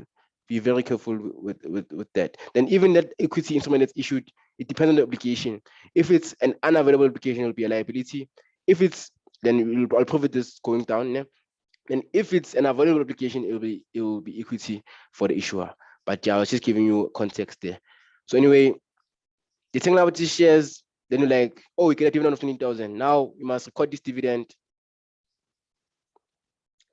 as income from other financial assets. From financial assets, not other. So here you're gonna just add plus 20,000. Yeah. You see, it's getting complete by the day. Imagine you know how to classify and you have calculations on the other side. You're already getting your marks. You just have to perfect this framework and be fast. Me, I'm just explaining it to you so you understand. But you at the test, you must be fast. It must be like second nature for you. Hopefully, at least you have a framework to do that. So let us continue with the question.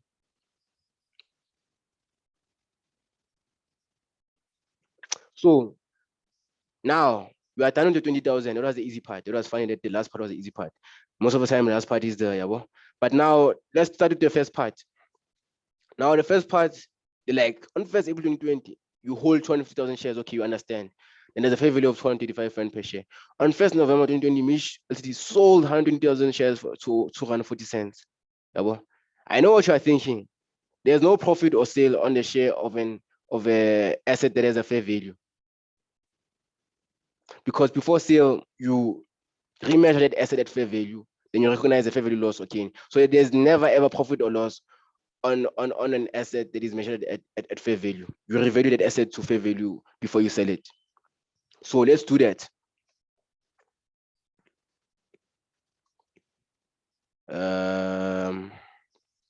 You had that, you remeasure it to fair value. There's no profit or loss on the sale of an asset that is measured at fair value. Never. So now let's remeasure this asset. So now we'll have to remeasure this asset. So financial asset, yeah, financial asset measured at fair value, never ever profit or loss, or assets at fair value, never ever profit or loss. Remeasure at fair value, then there will be a gain or loss. So, and I'm sure they've taught you that in your notes or something. So 250,000, yeah, times shift 2.40 minus 2.35 shift. So since I said that you can never get a profit on the sale of an asset that is like measured at fair value, yeah, whether it's a financial asset or like just in investment property, in, since you can't get profit or loss, this means that this is there's an implied change in fair value. There's a change in fair value when there's sale. So there's a change in fair value when there's a sale. Never ever profit or loss on the sale of an asset that is measured at fair value. Change in fair value, not profit on sale or loss on nothing like that. So there's an implied change in fair value. So what you're gonna do now, this implied change was the selling price amount, as you can see, 240. So no profit and loss, just implied change. So as a result, 250,000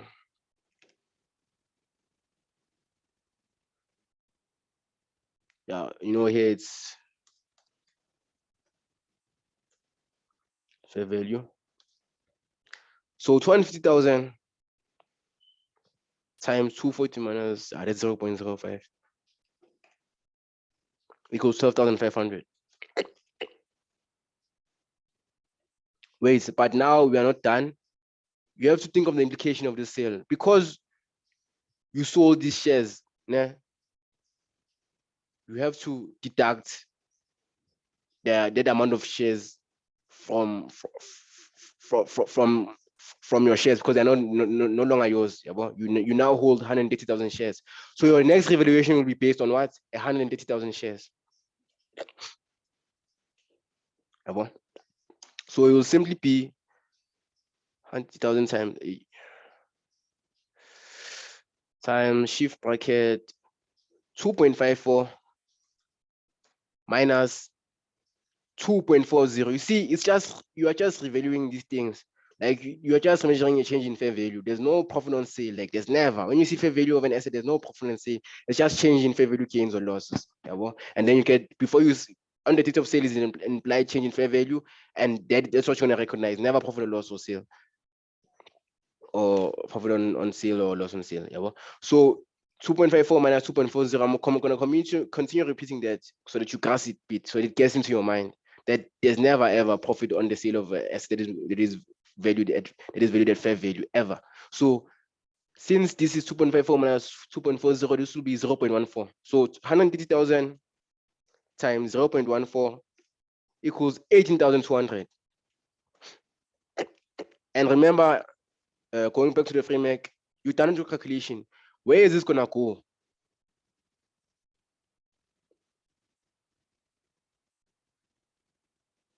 Remember, they said that it was designated, Youngson, or elected. Mitch LTD elected to classify shares as fair value through other comprehensive income. What does this mean? This means that the fair value gains will be recognized where? In other comprehensive income. See, classification really, really counts in this question. Must be able to classify.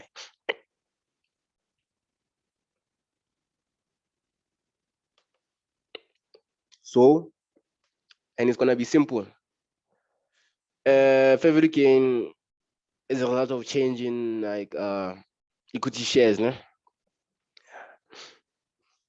Or you can just write the change in fair value of equity shares. As long as you explain what you like, you must explain it well so they know that you understand what you're writing.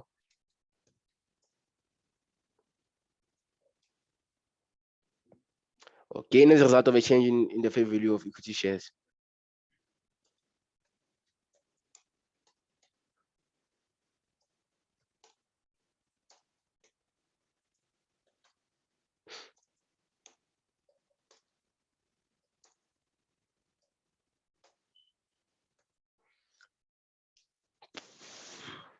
And what will that be?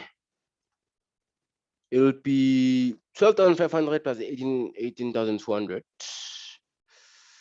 It's the same gain annuity from the same group of shares. But Gafan even wasn't in the group of shares, still classification equity shares, it will also be here that amount. If it's a result of equity shares, it will be here that amount. Because you are classifying on it. Sorry about that, 12,500. Shift bracket. So 18,200 plus 12,500 equals 30,700. This will be in your calculations, Angeti. As you can see, there's been a lot of marks just from calculations. Most of the time, they strategically develop the question in a way that classification is going to be maybe a third of the marks, then two-thirds of the marks will be calculations. So if you get both of those two right, you see, as I always tell you, that is counting the process that you follow the process of classification well, then calculate well, knowing what are your tricky areas, such as a change in estimate, such as a change in fair value, you know that there's no profit and loss, just you record the fair value gain or loss. So yeah, so this is 30,700. So yeah, let me just remove, since you understand this, let me just remove it. Yeah. Now let's move on. 2.6. On 1st April 2020, Mitch LTT issued 50,000 9% non-commutative redeemable preference shares at their face value of 35 Rand. The preference shares are classified as financial liabilities. Okay, they told you they're classified as financial liabilities. Although my was non-commutative, like okay, me I'm at honors level now, so I'm very skeptical of this. But anyway, since they said it's a financial liability, Well, because financial liability is like there's an obligation. These things can't be non-cumulative. So financial liability, there's an obligation, but since like based on like your papers, since they say it's when they say it's correctly classified as a financial liability, leave it as that. It's correctly classified as a financial liability. You might just know that most of the time, financial liabilities are classified at amortized cost. You heard it right? Financial liabilities are classified as at amortized cost. Now, this is the other perspective of the person issuing the financial instrument that I told you about. Now, this person has a financial liability, yeah, and it is at amortized cost. So that means that there's a rate of interest, and so that you must calculate. So this is a financial liability. There's a rate of interest that you must calculate. Now, since this is straightforward, there's no need to calculate an effective interest rate. This rate is enough, as you can see. This rate right here is enough. 9%.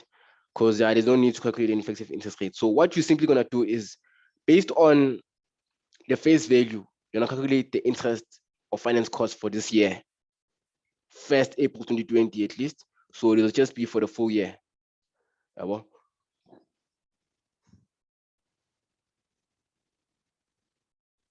Yeah. So Lana, they didn't say anything about pay your in, but if they just give you the interest rate, it will be per year. Yeah. It is simply per year. Rates are per year, unless they state otherwise. Then you just assume that this thing is per year, because they didn't say anything else here. So let us calculate that finance cost. And you know where finance cost is going to go? At the end, it's going to go to profit and loss. So let us calculate this finance cost. Everything.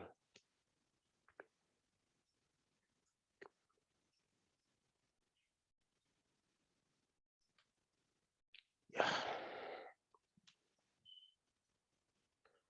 So wait, let's follow the framework. Calculating the finance cost, because it's a financial liability. Financial liability equals finance cost. Well, process equals 50,000 times 35 times 9%. Then this is equal to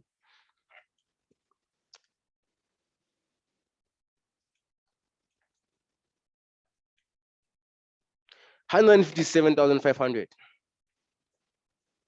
Now remember our framework. What do you do when you finish calculating an amount? You are right. Decide if it goes to profit and loss or other comprehensive income. And now you know that it goes where? It goes to profit and loss under what? Finance costs. Classification again. This question is based on classification, as you can see. So that's what we're gonna do. Come here. Let's see. Let's write them here, because you know most of the time they're here. So finance cost gonna be 157,500. And that was it for question 6. As you can see, the preference dividend has not yet been recorded. So accounting is about substance. Since they said that this is a financial liability, don't regard this as a dividend.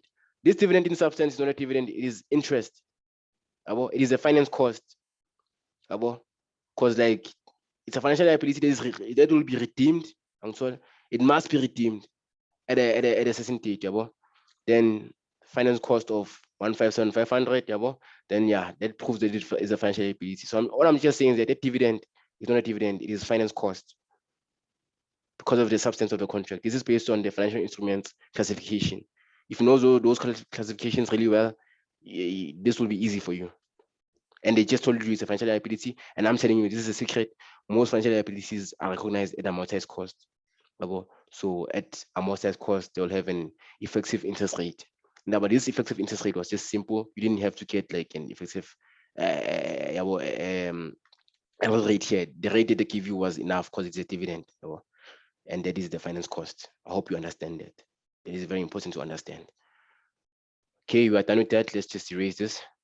Now let's go to number 7. Hopefully this is the last point. Let's see. It is the last point. So we are at the end now. So the accountant of Mitch Ltd provides you with the following general ledger account. for the insurance expense.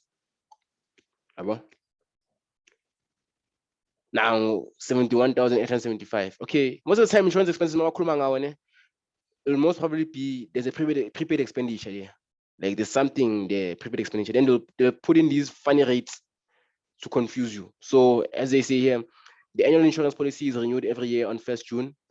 Okay, yeah, we know that. Then the policy just shows you like the start of the year, but yeah, it's not really that. Yeah, okay. Then the policy contract stipulates a 10% increase in premiums on 1st January every year. Now this is important. There's a 10% increase. The monthly insurance premiums after the increase amounts to 6,325 rand.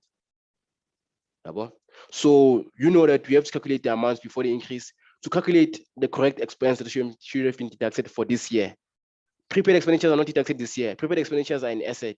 They'll be deducted in the next year. So let's go and calculate our expense for this year and separate it from our prepaid expenditure because that will not go to profit and loss. Yeah. So they're saying that after the increase, the amount of money was 6,325 rand per month. So we have to go back to before the increase. And remember, our year end is 31st March. So 1st June is after our year end. Yeah. I mean, it's after our year start. Then it goes on up until after our year end, which is goes on up until 31 May. So there's definitely a prepaid expenditure there because you haven't received the benefit yet. You just paid an amount before receiving that benefit. So let's start with calculating the previous premiums of insurance within our year. Those premiums that we could deduct within our year. So even a 6325 will be able to deduct, but there will be a limit. Then after the limit, it will be prepaid expenditure. Anything after 31 March, up to 31 May, so that 2 months, it will be prepaid expenditure. So I need 31 March, then it will be April, May, that 2 months will be prepaid expenditure. Yeah. So this is for a whole year, whole 12 months. Yeah. So you know the concept of the question. So let's start with the 6,325, in which we will convert back to the previous amount before the increase. And it's actually simple. You just have to know what happened for the increase to occur. So what happened was a 10% increase. What happened was a 10% increase. And what does it mean? If there was a 10% increase,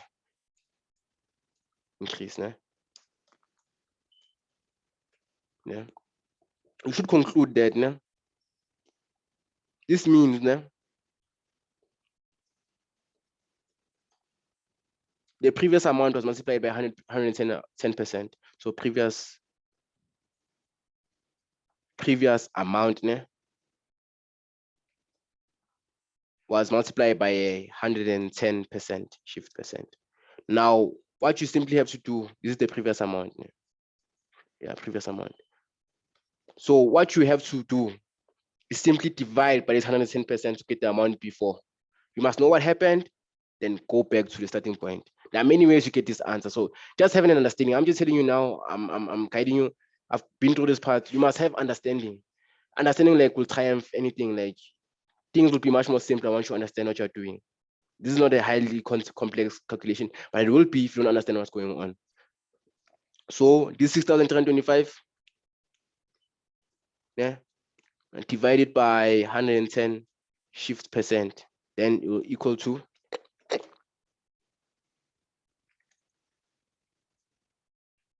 reversing what happened.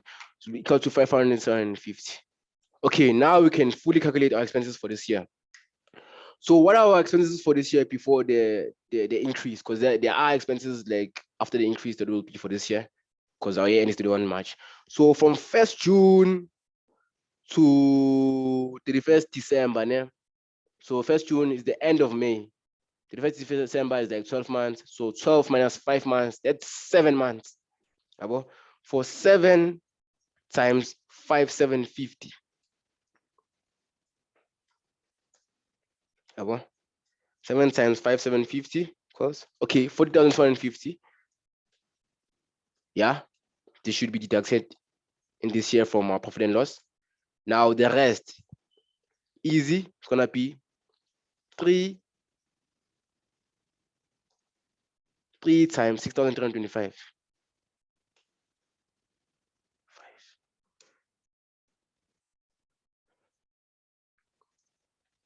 So 3 times 6,325 equals 18,975.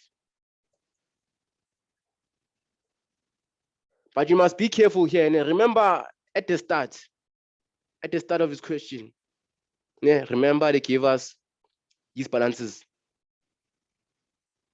These balances here. These balances aren't here for nothing. If you can see, there's a prepaid insurance balance here on the debit is an asset. That means that prepaid insurance from last year is going to get paid this year. What does that mean? This means that we have to recognize an expense for this year. Okay, I won't lie, this is a bit of a high level concept, but at least you now know how this high level concept is applied and you can do it also. This is the point. You can do what I'm doing now. So what are you gonna do? Simple. Yeah, it's simple. So this 11,500 from last year was a prepaid expense. Now it's gonna be expense this year. So what are you gonna do? You see, I'm gonna be very specific here. This expense is relating to that period before June. Yeah, you see those. Okay, it was May. So that 2 months before. This is relating to that prepaid expense. Yeah, those prepaid expenditure from last year was expenditure for what? The years after year end, the months after year end, which were April and May, and it is 2 months before June. So we'll add that 11,500. Let me just say equals 11,500. You want to add back because it's what? Previous prepaid expenditure. Always consider your previous prepaid expenditure. Prepaid, you know what I mean? Prepaid expenditure. Always consider your previous prepaid expenditure. And after that, what are you gonna get? Get your total expenditure for this year, we should be able to recognize here in your profit and loss. Recognize things that happened this year. Benefits that accrued, payments for benefits that accrued this year. Because you know accounting, like you can recognize a payment for something that did not accrue this year. Otherwise, it will be a prepaid expenditure, which will be recognized next year when the benefit actually accrues. That's accounting for you. So our total here will be 40,250 plus 18,975 plus 11,500, which is going to give us 70,725. Because 70,725. Now, is this an administrative expense? No. Is this a distribution cost? No. So where does it go? It's going to our what? You guessed right. It's like you don't even guess right. Answered right. So the right answer will be plus 70,725 bracket. So that was our last point, right? So let's check. Let's just double check. It helps at the right moments to double check. Yeah, so we are done with our 3.1. We are done with 3.1. So now we are just going to compare our answers to what? To the solution. Yeah. Which was never viewed before. We used our framework, right? Remember? So let's view our answers. Let's see this thing.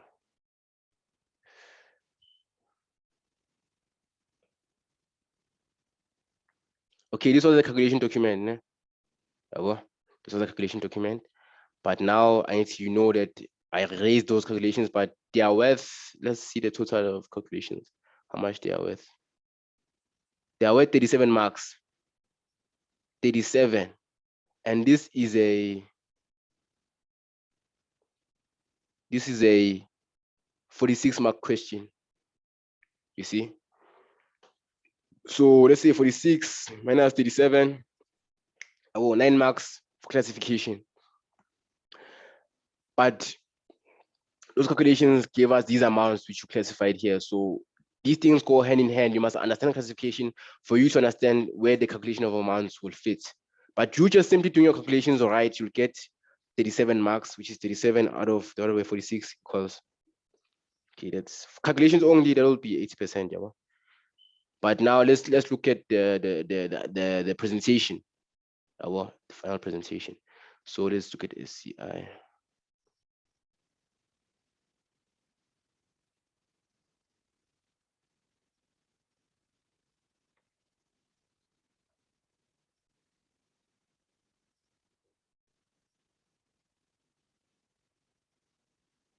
Please bear with me if you can. Let me just do this. Let me just do this. Just do this. Just do this.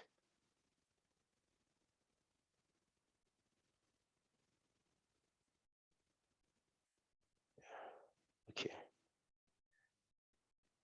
Okay. So let's check. Sales 3,450,000. Yeah. Minus 133. Yeah. Yeah. Let's see the marks. Why am I want this thing to show everything so that you see the marks also.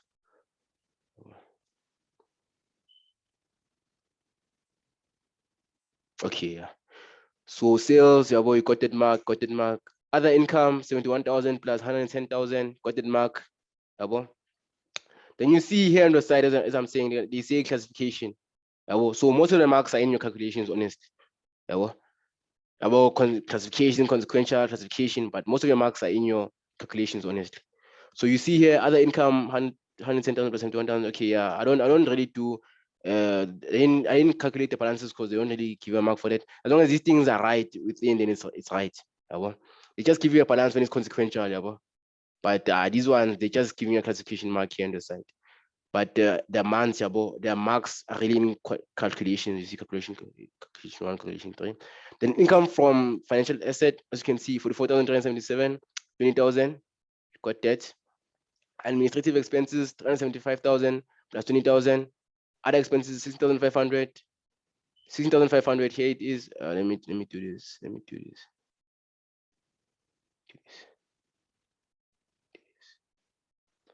Here you see it. Yeah, then this 37,597, they made a mistake on the memo, yeah, because it's actually calculation 4, you can see, but it's actually the final answer here is they just made a mistake on presentation, yeah, of the memo. The final answer here is where's this? Where's this final answer? Oh yeah, here it is 38,323. Yeah, that is your depreciation. Yeah, so I don't know why they wrote the wrong answer, but the right answer is 38,323. For that complex, it was that tricky change in estimate paragraph. So yeah, then 66,000 plus 66,000 again, plus 49,500, plus let's see. Okay, this you see is the memo again. This 140,000 plus 70,000 equals 210,000. They just like classified them separately because in their calculations, you can even see here by the notes, yeah. They're like, it doesn't matter really. Like if student shows 210,000 as an expense, then award the 2 marks. So yeah, fine. It's just that they classified them research development expense. I didn't have time for that. I don't think you'll have time for that.